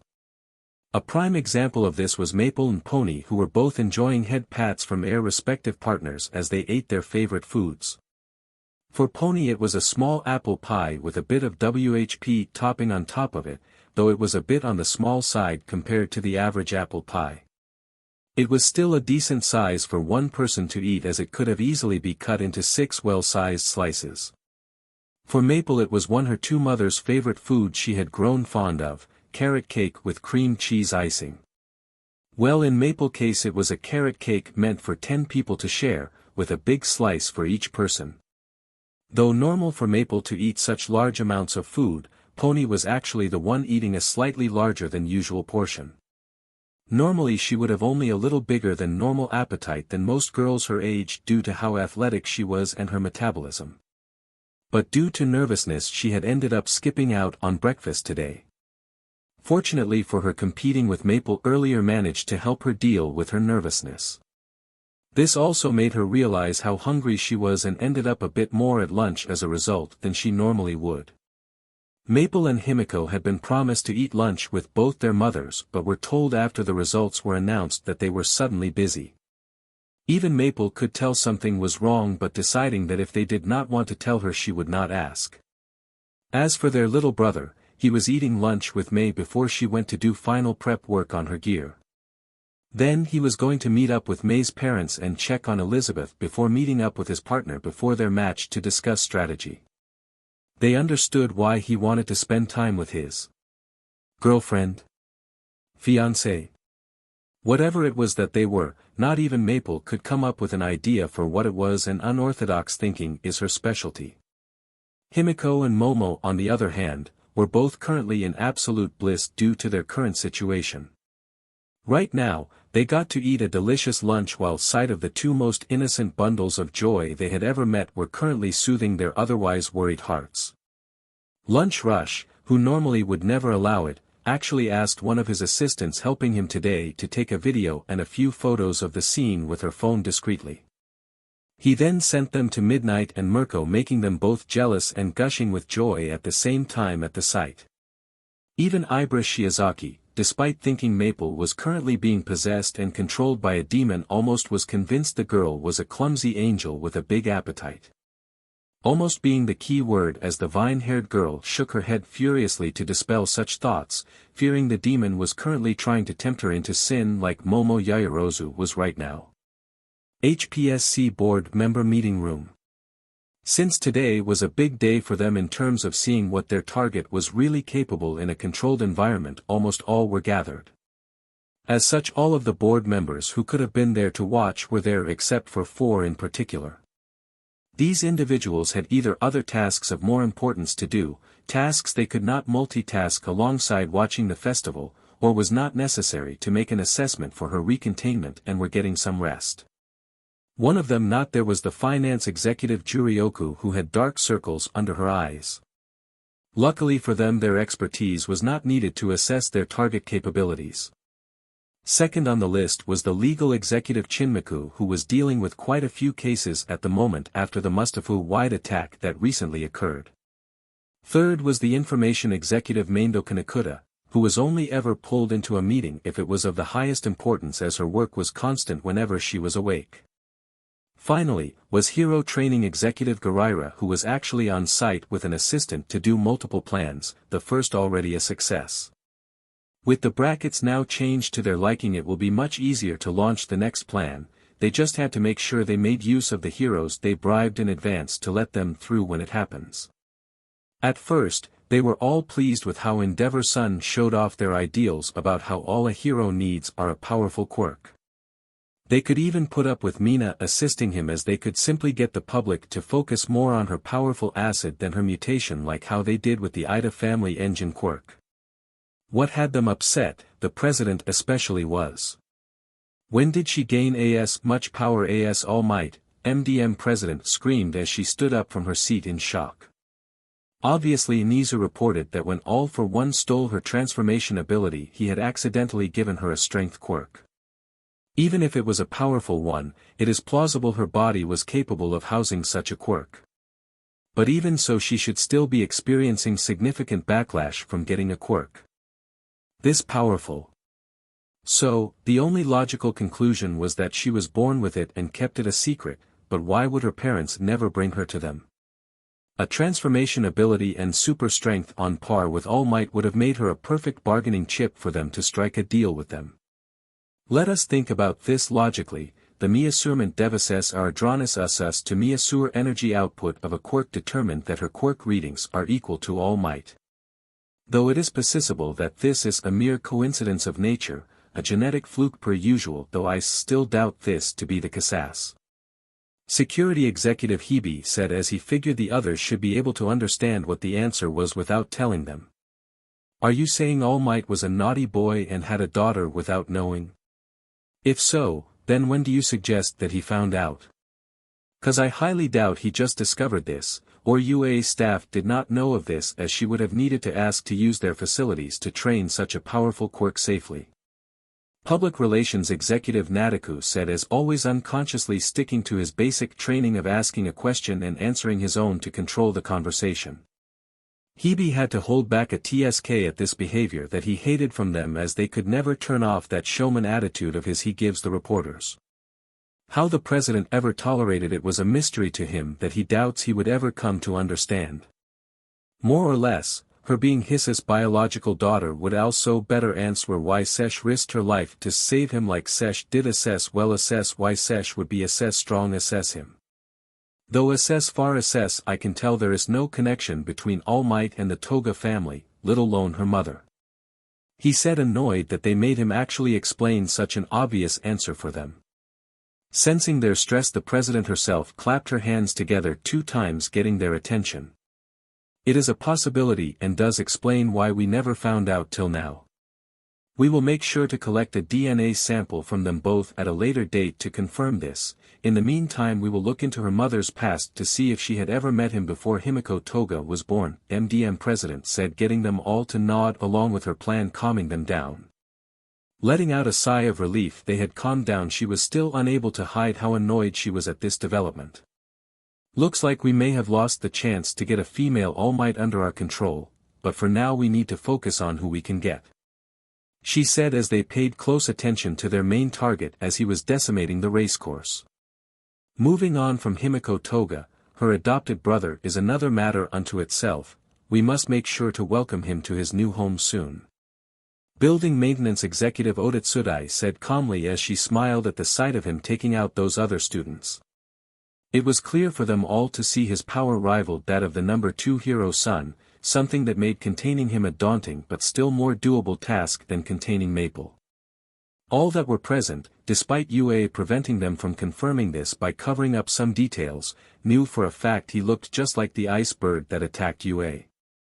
Theorizing that it started out much smaller when Maple first escaped the lab and mutated to its giant size before being captured by All for One. So they came up with a backup plan. If Maple was out of their reach, then perhaps her brother could yield the answers they needed instead. But it still raised the question of how he obtained that power. Perhaps he escaped at a much younger age than Maple. I have checked his file and it says that he was born at home, not in a hospital, due to his mother request. The date lines up with when the previous enhanced quirk project the previous precedent did. It could be that the large bird that attacked them was once human before they became a mindless beast over the years. Hebe said as his records showed he was quirkless, and the information checked out to be unaltered. So, you are telling me that izukumidoriya not only came across a baby that escaped a lab nearly 16 years ago but secretly adopted them as well? Odatsudai asked in obvious sarcasm at how impossible it sounded. Actually, it is possible, as the previous president started a project a few years before that where they would take children from orphanages or babies' mothers gave away for adoption and try to permanently enhance their latent quirks at a genetic level. A few escaped due to traitors among the scientists, but all confirmed to be dead except a few who they assumed died but could never find their bodies. It is possible that she used quirk suppressant drugs to keep his true powers under wraps till he was older, as many of the babies manifested their quirks right away due to the experiments.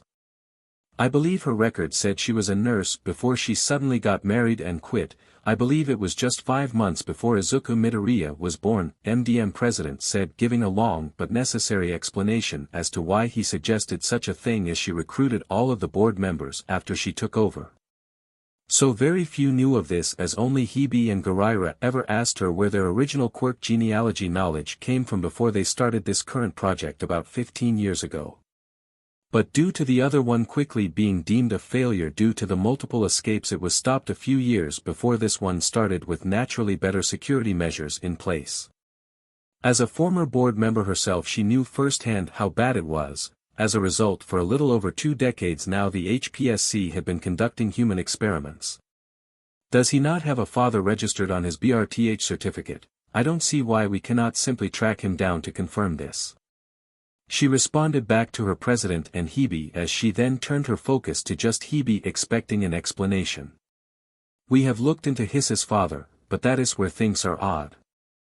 His's background is thorough and boring enough that we can say he is absolutely not fake, but then he suddenly dropped off the face of the earth the moment Inko Midoriya was declared dead. His's wife background was more or less the same, so boring and clean it seemed impossible for them to be no more than the average citizen. All of His's accounts froze as well, as if there was some sort of safety Miyasura in place to try and make him disappear if anything ever happened to His's wife account being closed. And don't get me started on how odd it is that even though they were married they have 2 completely separate accounts. Hibi said, sighing in frustration at the memory of how no matter how many times they tried, Mando Kanekuta said that was all she could get on the man. It was as if he existed to simply support this Inko woman and marry her. So basically, this is how the story goes, Snake Boy. Nataku said, enjoying the twitch of Hibi's left eye at this jab he took at them. Inko Midoriya was a nurse who just one day came across Izuku Midoriya half a year before she quit. Probably took the identification from a random dead businessman she found, or bought his identity from someone just as likely. Did a fake marriage while paying someone to play the part of her husband when she signed the papers. And then pretended she had gotten PRGNT before she got married, leaving her job when it is believable no one would see a baby bump. And starting a business that her fake husband could run while she actually ran the DMN thing while taking care of a baby. Then using her medical connections to illegally obtain quirk suppressants drugs for the baby. All while another baby or child with a similar quirk or possibly their sibling was experimented on and became the giant ice bird we saw recently. Does that sum it up? He said as they all nodded. After looking at the information when Hibi put it on the screen, it made sense on how he got that quirked animal powers out of nowhere. If that is the case, then if we capture him, he can help us advance our multi-quirk research once we get the new lab set up. As the only successful test subject that we know of, he can give more information on the natural limiters on quirks that have been holding back the previous scientists.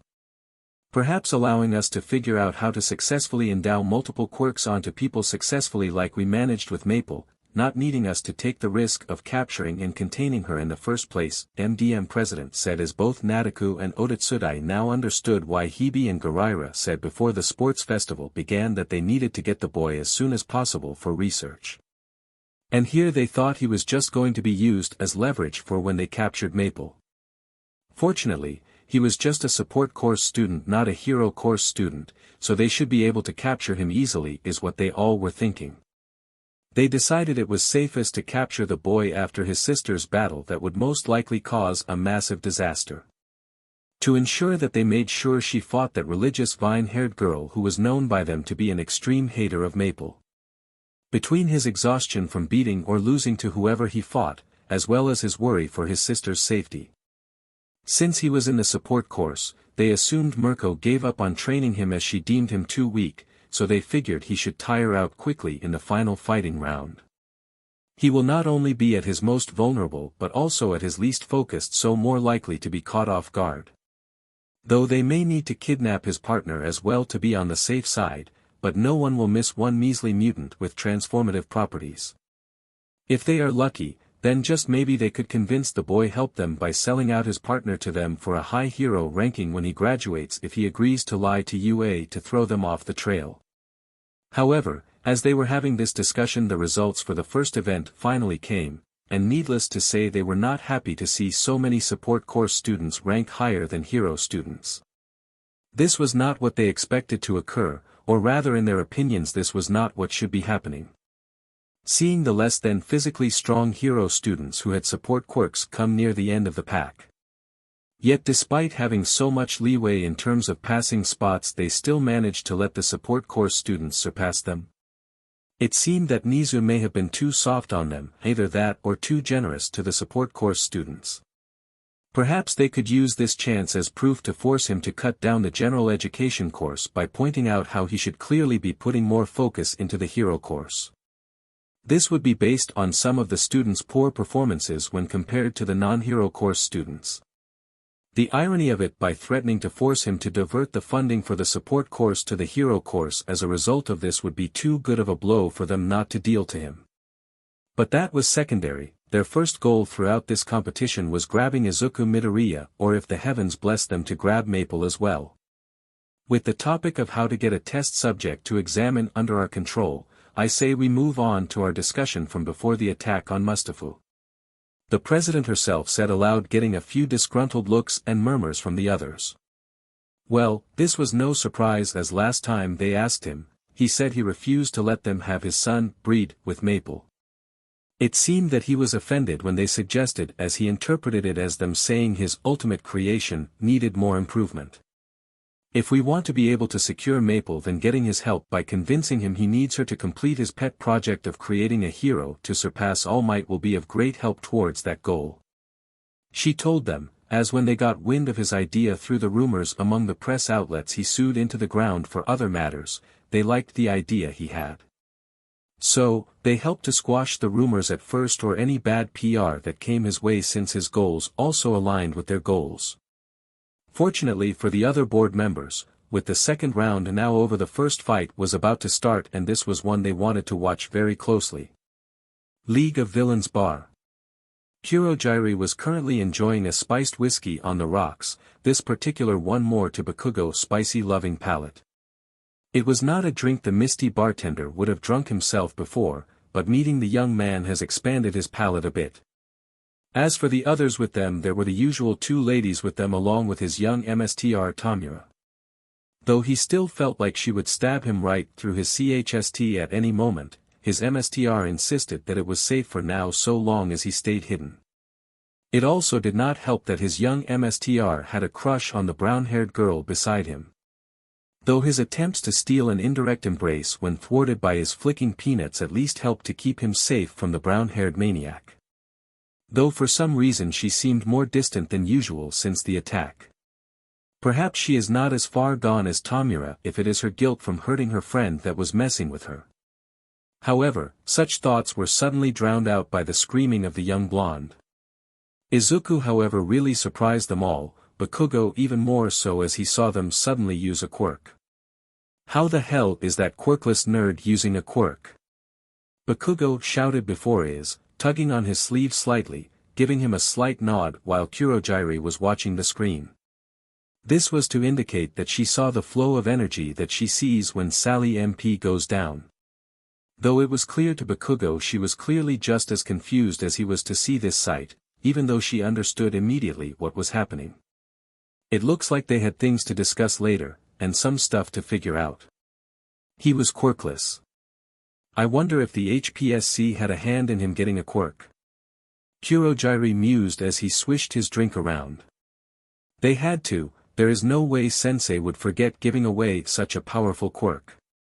Those DMN HPSC hypocrites always say not to do something only to do it themselves. I should kill them right after All Might. Tomura mumbled as he scratched his neck, annoyed at this sight. Sally however was as shocked as is since she did not recall Izuku from the game. Based on Bakugou's statement it was clear he knew them, which made her question how someone from this world could get skills like them all the more pressing.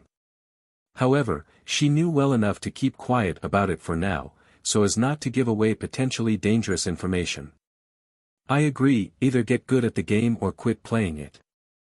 Sally said to agree with Tomura that if they had to cheat to win against them then they should stop trying and accept defeat. This idea to keep this kind of information secret from him was to avoid him doing any critical thinking on it. Lucky for her the action picked up giving them more to discuss. Thus, they dropped the topic and moved on to another. What an idiot, insulting the mutant quirk users and other major transformation types. Tomura said in disgust, not out of any sort of empathy for said quirk users. Kurogyri knew much better. It was rather that he was disgusted by the fact that heroes could just go around saying such things and still get praised in the end. Sally on the other hand was practically fuming at the TV when he started insulting Maple. Fortunately for all there, Iz managed to calm her down with a simple head pat after walking over. So Misty, what is your take on the loudmouth? Bakugou asked the bartender/butler for the hand freak they served under. It was a while since he had actually seen him ever since the attack on UA as Bakugou had begun living with Sally and Iz. It surprised the explosive young man but saying that she saw him focus on helping her instead of trying to get his revenge made her trust him. Granted it was still difficult learning to live with two girls instead of two guys, but it was definitely a lot less threat-filled than when he was living with Tomura and Kurogyri. Kurogyri was used to his bait of giving obvious nicknames to the people around him, after all it was much more tolerable than Tomura habits. If anything, it felt familiar to him somehow, as if he knew someone who did the same thing. Technically Tomura did the same thing himself fairly often, but the way he did it implied no respect at all. With Bakugou it felt more like he was trying to be less formal with people around. Well, this wouldn't be the first semi-obnoxious blonde he had to live with, not the first. That was odd, for as long as he could remember he always served Tomura and their shared MSTR all for one. So, when or where did he meet a blonde that held similar personality traits with Bakugou before now? Hey you in there. Bakugou said waving his hand before Kurogyri's face. Realizing he had spaced out he shook of the stray thoughts and answered his earlier question. My apologies, I was studying her tactics so as to better plan a way to capture her next time. He said, lying to them as he knew All for One was overhearing this right now. Hate to break it to you but her thought process is as random as Deku is, so I doubt we are going to learn anything useful. So back to the blonde loudmouth, what do you think of him? Bakugou asked him, deciding it was better to leave it up to Sally and Iz to figure out how to capture Maple.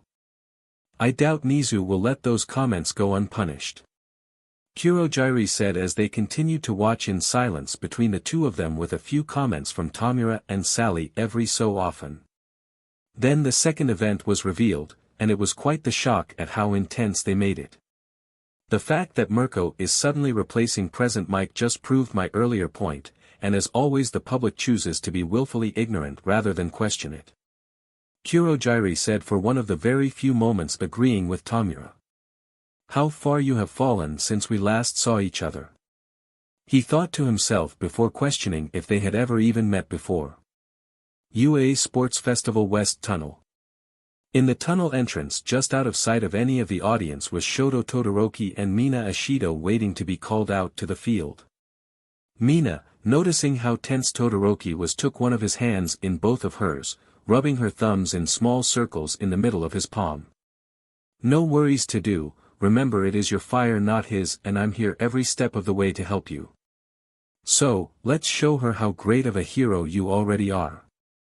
She told him, still partly shocked about the pledge he told her about as well as the little bit of information about his scar he was able to share with her. So, she made sure to avoid using words like mom or mother since he didn't seem quite ready yet to talk about her more than he has. Thank you Mina, you're right, we can win this together. He responded after a moment of silence. As much as he would never admit it, he was afraid of his fire side of his quirk. But more so because he was afraid of hurting people with it or becoming like his father rather than his actual power.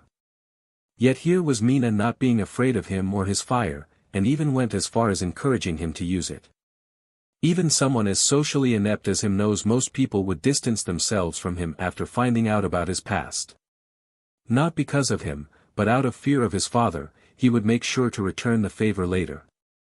Though Mina did not end up undoing her work of calming his nerves when she gave him a peck on the cheek, making him tense again for a completely different reason.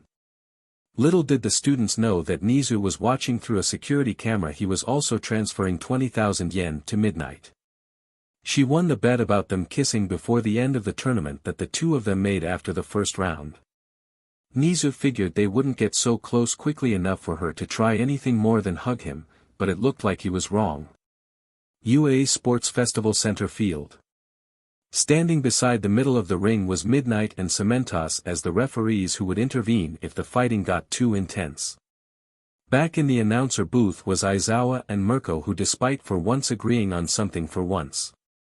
The urge to search the stadium for the BSTRD that rigged the matches was so great they may have already left to do so if not for Nizu reminding them they had to stay there.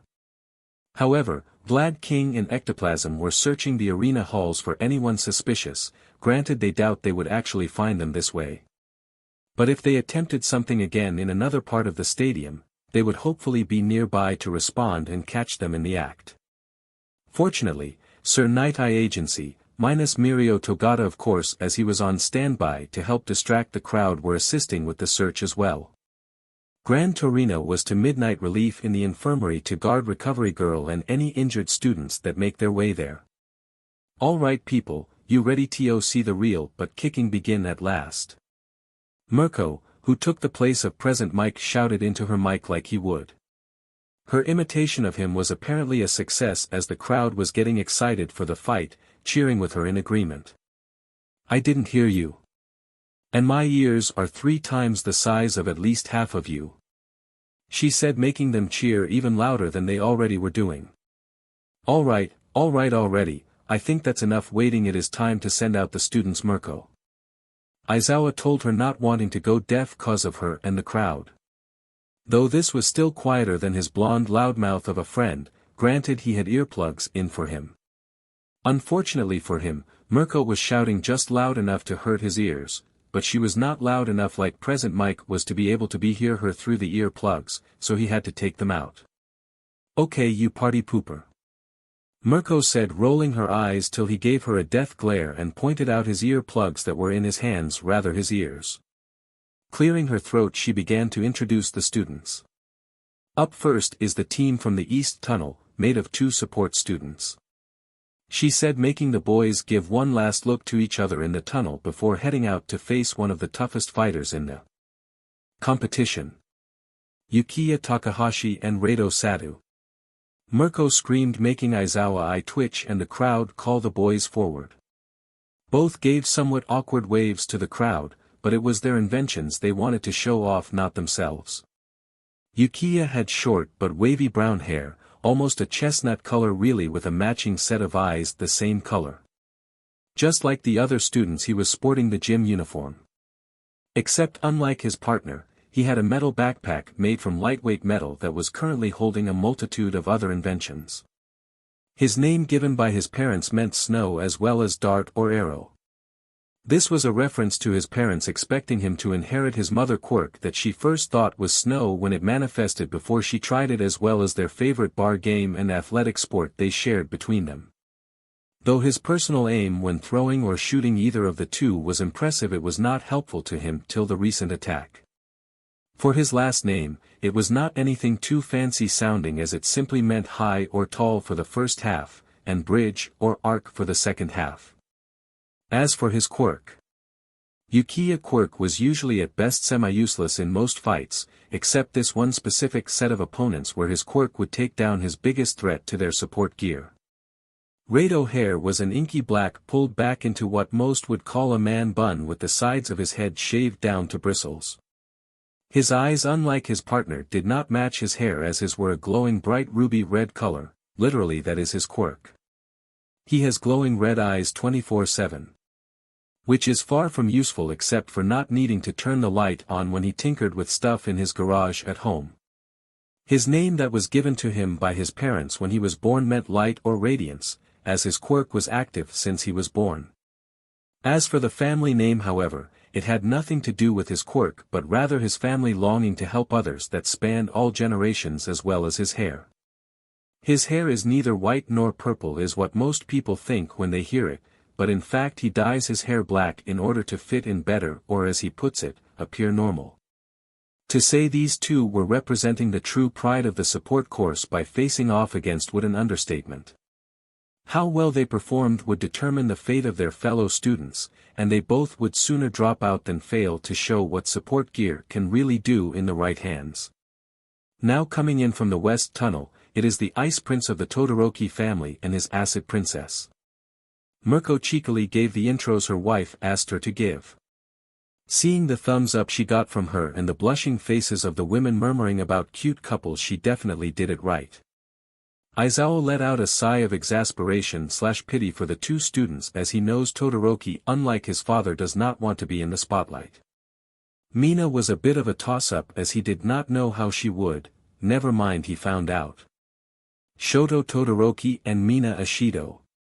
Mirko declared as the two came out of the tunnel blushing, with Todoroki keeping it to a barely visible faint one while Mina's whole face was a deep purple. Note to self, despite her liking to but into other people's romance she is easily embarrassed by her own. Perhaps I should use that as a way to keep her in line if she acts up. Aizawa thought to himself while Mirko just thought they looked adorable, though not as adorable as her son and his significant other. Alright students, get into a battle stance, the countdown begins now. 10, 9. Midnight said, getting Todoroki to immediately slide his left foot as well as arm back and move his arm forward a little. 8, 7, 6. Mina, taking notice of the countdown at last, brought her legs together and began hopping in place in a silly boxer stance.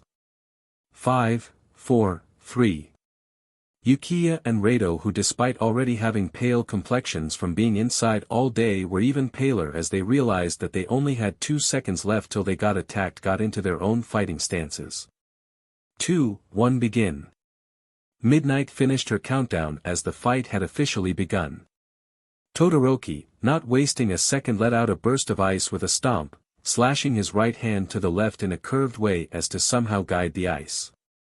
The result was a massive wall of ice separating the two halves of the field, confusing the spectators as they did not expect him to immediately go defensive. Especially against a couple of support students, the announcers however, seeing the globs of acid on Mina's hand, knew something else was up. But broadcasting this might reveal it to the opposing team, so they kept silent about it, deciding to comment after their next move. Mina, throwing a ball of thick acid with her balled-up fists, made holes in the walls, where Todoroki, after taking a deep breath, launched torrents of fire. Going through the holes, though they only lasted for a brief moment, but the chemical composition of her acid posted the flames, turning them into fireballs. The cloud of steam created by this prevented the support course team from seeing them till they appeared.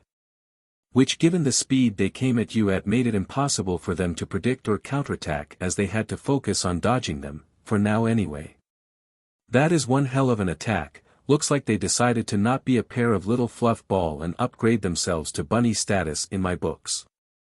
Mirko said, confusing the audience for a moment before Aizawa spoke up. She calls inexperienced students fluff balls, so the fact she acknowledged them as bunnies means that she somewhat approves of them as fighters. Aizawa said, making the stadium do a collective exclamation at this. This, however, got them excited once again, since a student approved of by someone like Mirko meant one hell of a fight was about to unfold. Their strategy is quite clever actually. First he made an ice wall to protect and halt the enemy. Then once Ashido made holes in the ice, he launched his fire through them briefly. Though this accelerated the collapse of the ice wall, since her acid acted as a sort of chemical booster to his fire, he only needs to hold it for a second or two, causing minimal strain on both, conserving their stamina. Aizawa said, making his students happy at the genuine praise he is giving them for once. The crowd likewise also gives applause and other signs or appreciation like whistling to the power couple strategy. The steam created from it blocks their opponents from seeing the holes, so not only can they not get that second or two to predict where the attack will come from, but it also stops them from using the holes as a way to get a counterattack through to them. This also sadly stops them from being able to see what their opponents are about to do to them. He continued pointing out how ruthless their tactic actually was, as well as pointing out the major flaw in this strategy that left them vulnerable.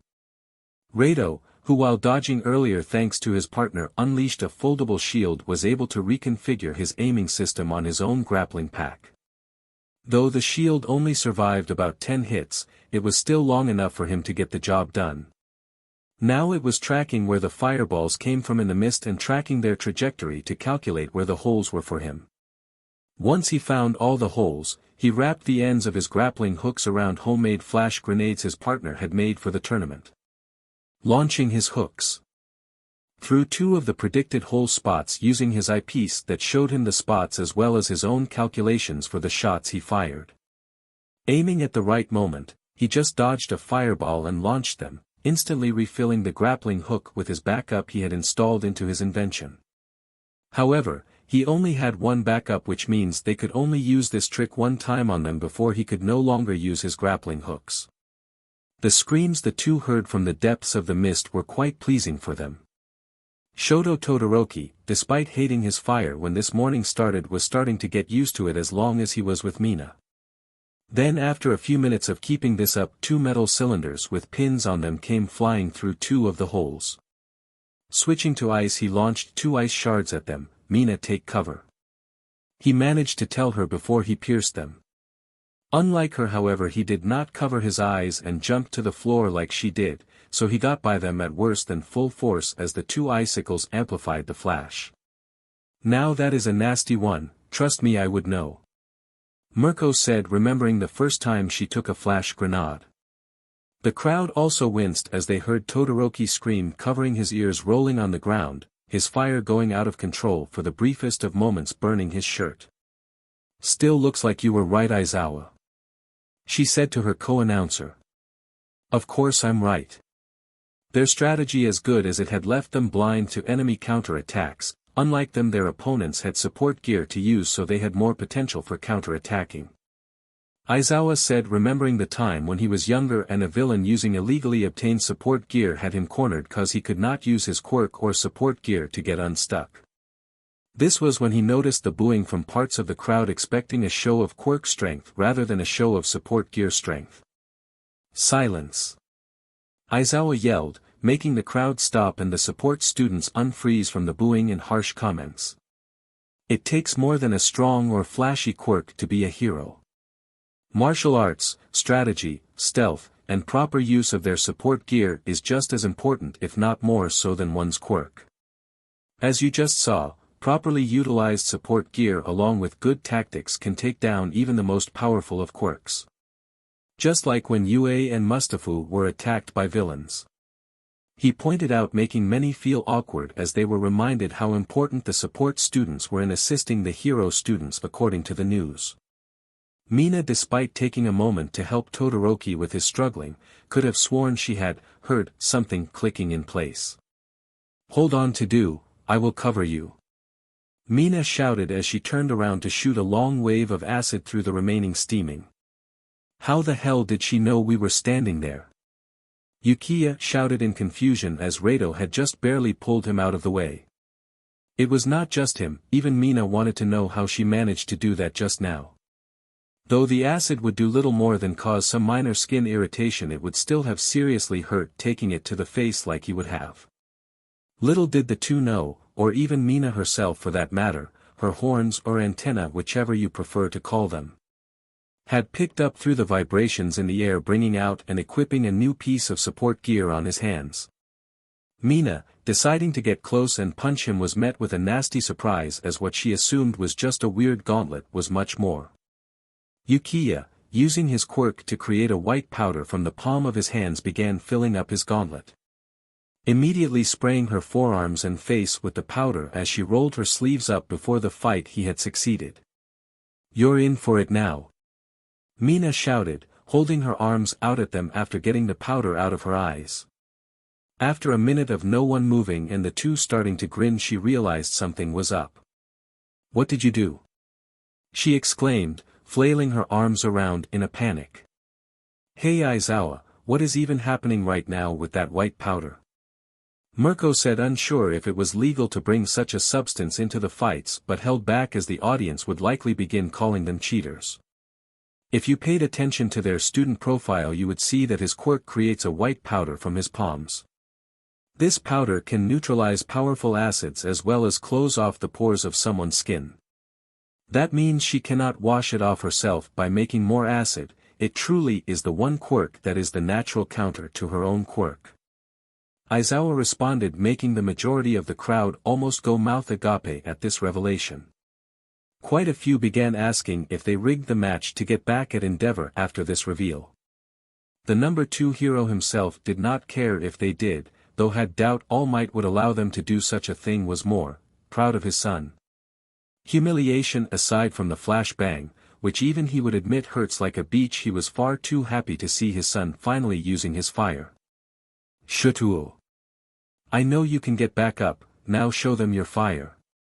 Endeavor screamed, getting the attention of the audience as he cheered his son on. Ironically enough, UA was just as angry at the blatant rigging as the audience was, though what they were also wrong about this outcome being what the people behind the rigging wanted. The HPSC did not expect this to happen, thinking the support students could not do anything against Endeavor's son. So, they were quite upset to see the support students with the lead, though they did cheer up as Todoroki got back into the fight. Now if anyone were to ever ask Shoto Todoroki if his father's shouting helped him to pull himself together in that moment, well, he will tell them no, that's for sure. Even so, the truth was, for the first time he heard genuine joy in his father's voice, no callous judgment, or high expectations, but just joy. Getting back up, he made a dash towards Mina, who was about to be thrown out of the ring by the two boys who did not fear her acid anymore. Sending a slashing thin wave of fire at their feet, they had to drop the struggling Mina as they needed to properly jump back. Shoto Todoroki made a small platform of ice to keep Mina lifted up above the fire he sent at them. "To do. I'm sorry, but I can't use my quirk till I get this stuff off of me." Mina apologized, pouting at her helplessness right now. Now most would think she could just her legs or other body parts, but that could make her acid resistance uniform get destroyed in the wrong places. Shoto Todoroki patted her head in an uncharacteristic move and gave her a smile. "There's no need to apologize, I am glad you're my partner, so get behind me, this is going to be a big explosion." He told her as she nodded and got a good distance behind him. Just to be safe, he created an ice wall behind them. The support team was not doing nothing all of this time though, as the two boys brought out a slap-together machine gun that fired RBB bullets. This was something the two just barely finished and sent in the last class before the festival, barely getting the okay. Unfortunately for them, he was quicker, throwing a wave of ice to block it. Keeping it just low enough that he could still see them, unlike last time, but angled so the bullets went into the air. Taking a deep breath to steel himself, Todoroki sent a huge torrent of flame against his opponents. This was when a shock wave occurred from the sudden rising of air pressure, creating an explosion, blowing up their entire half of the arena, knocking them out of bounds as well as out cold. The shockwave sent him flying back into Mina, who smirked as his head landed into her chest, causing him to blush a deep red as she giggled before hugging him closer despite her own faint purple blush. Despite the massive explosion/shockwave he caused, present Mike made sure to get some of the students to guide the drones, so they caught this moment. The winners are the lovely couple Shoto Todoroki and Mina Ashido. Midnight said, making sure to add the lovely couple part to embarrass the two teens a bit more before she waved them off. Mina, despite Midnight's attempt, did not regret pulling him closer to her, though she knew Yaoyorozu and Himiko were definitely going to get on her case for it when the festival was over. With the first fight done, the two winning students went to their private room that had a small TV to watch the fights and a sink. An amenity that they were glad was put in each individual room for, especially Mina. Though it did get a bit awkward as both students needed to change into new shirts. But that is something only Midnight and Nizu will know thanks to Izuku adding a camera into all the mini TV for her. Albeit with him being told it was a security measure ordered by Nizu, who told her to pass on the message due to how busy he was. This also would get her a stern lecture from Nizu about potential lawsuits and dirtying his good name by lying. A lawsuit being something she barely avoided as she was registered technically as UA's substitute nurse if Recovery Girl was not around or needed help for any reason. While changing though, Todoroki could not help but ask her what he was wondering. "Mina, how did you hear them turn the safety on their gun off?" He asked, wondering how she could hear such a nearly silent sound that even he could not hear it in the slightest. "I don't know," a topless Mina responded to him after a moment, turning around, almost causing Todoroki to end up fainting. So alright folks, that's all for today. Stay tuned for part 9. Do subscribe, like and share for more such videos. Also check out the story and author Kuji17 on fanfiction.net. Press the bell icon to be notified first on release. See you in the next video. Till then, goodbye.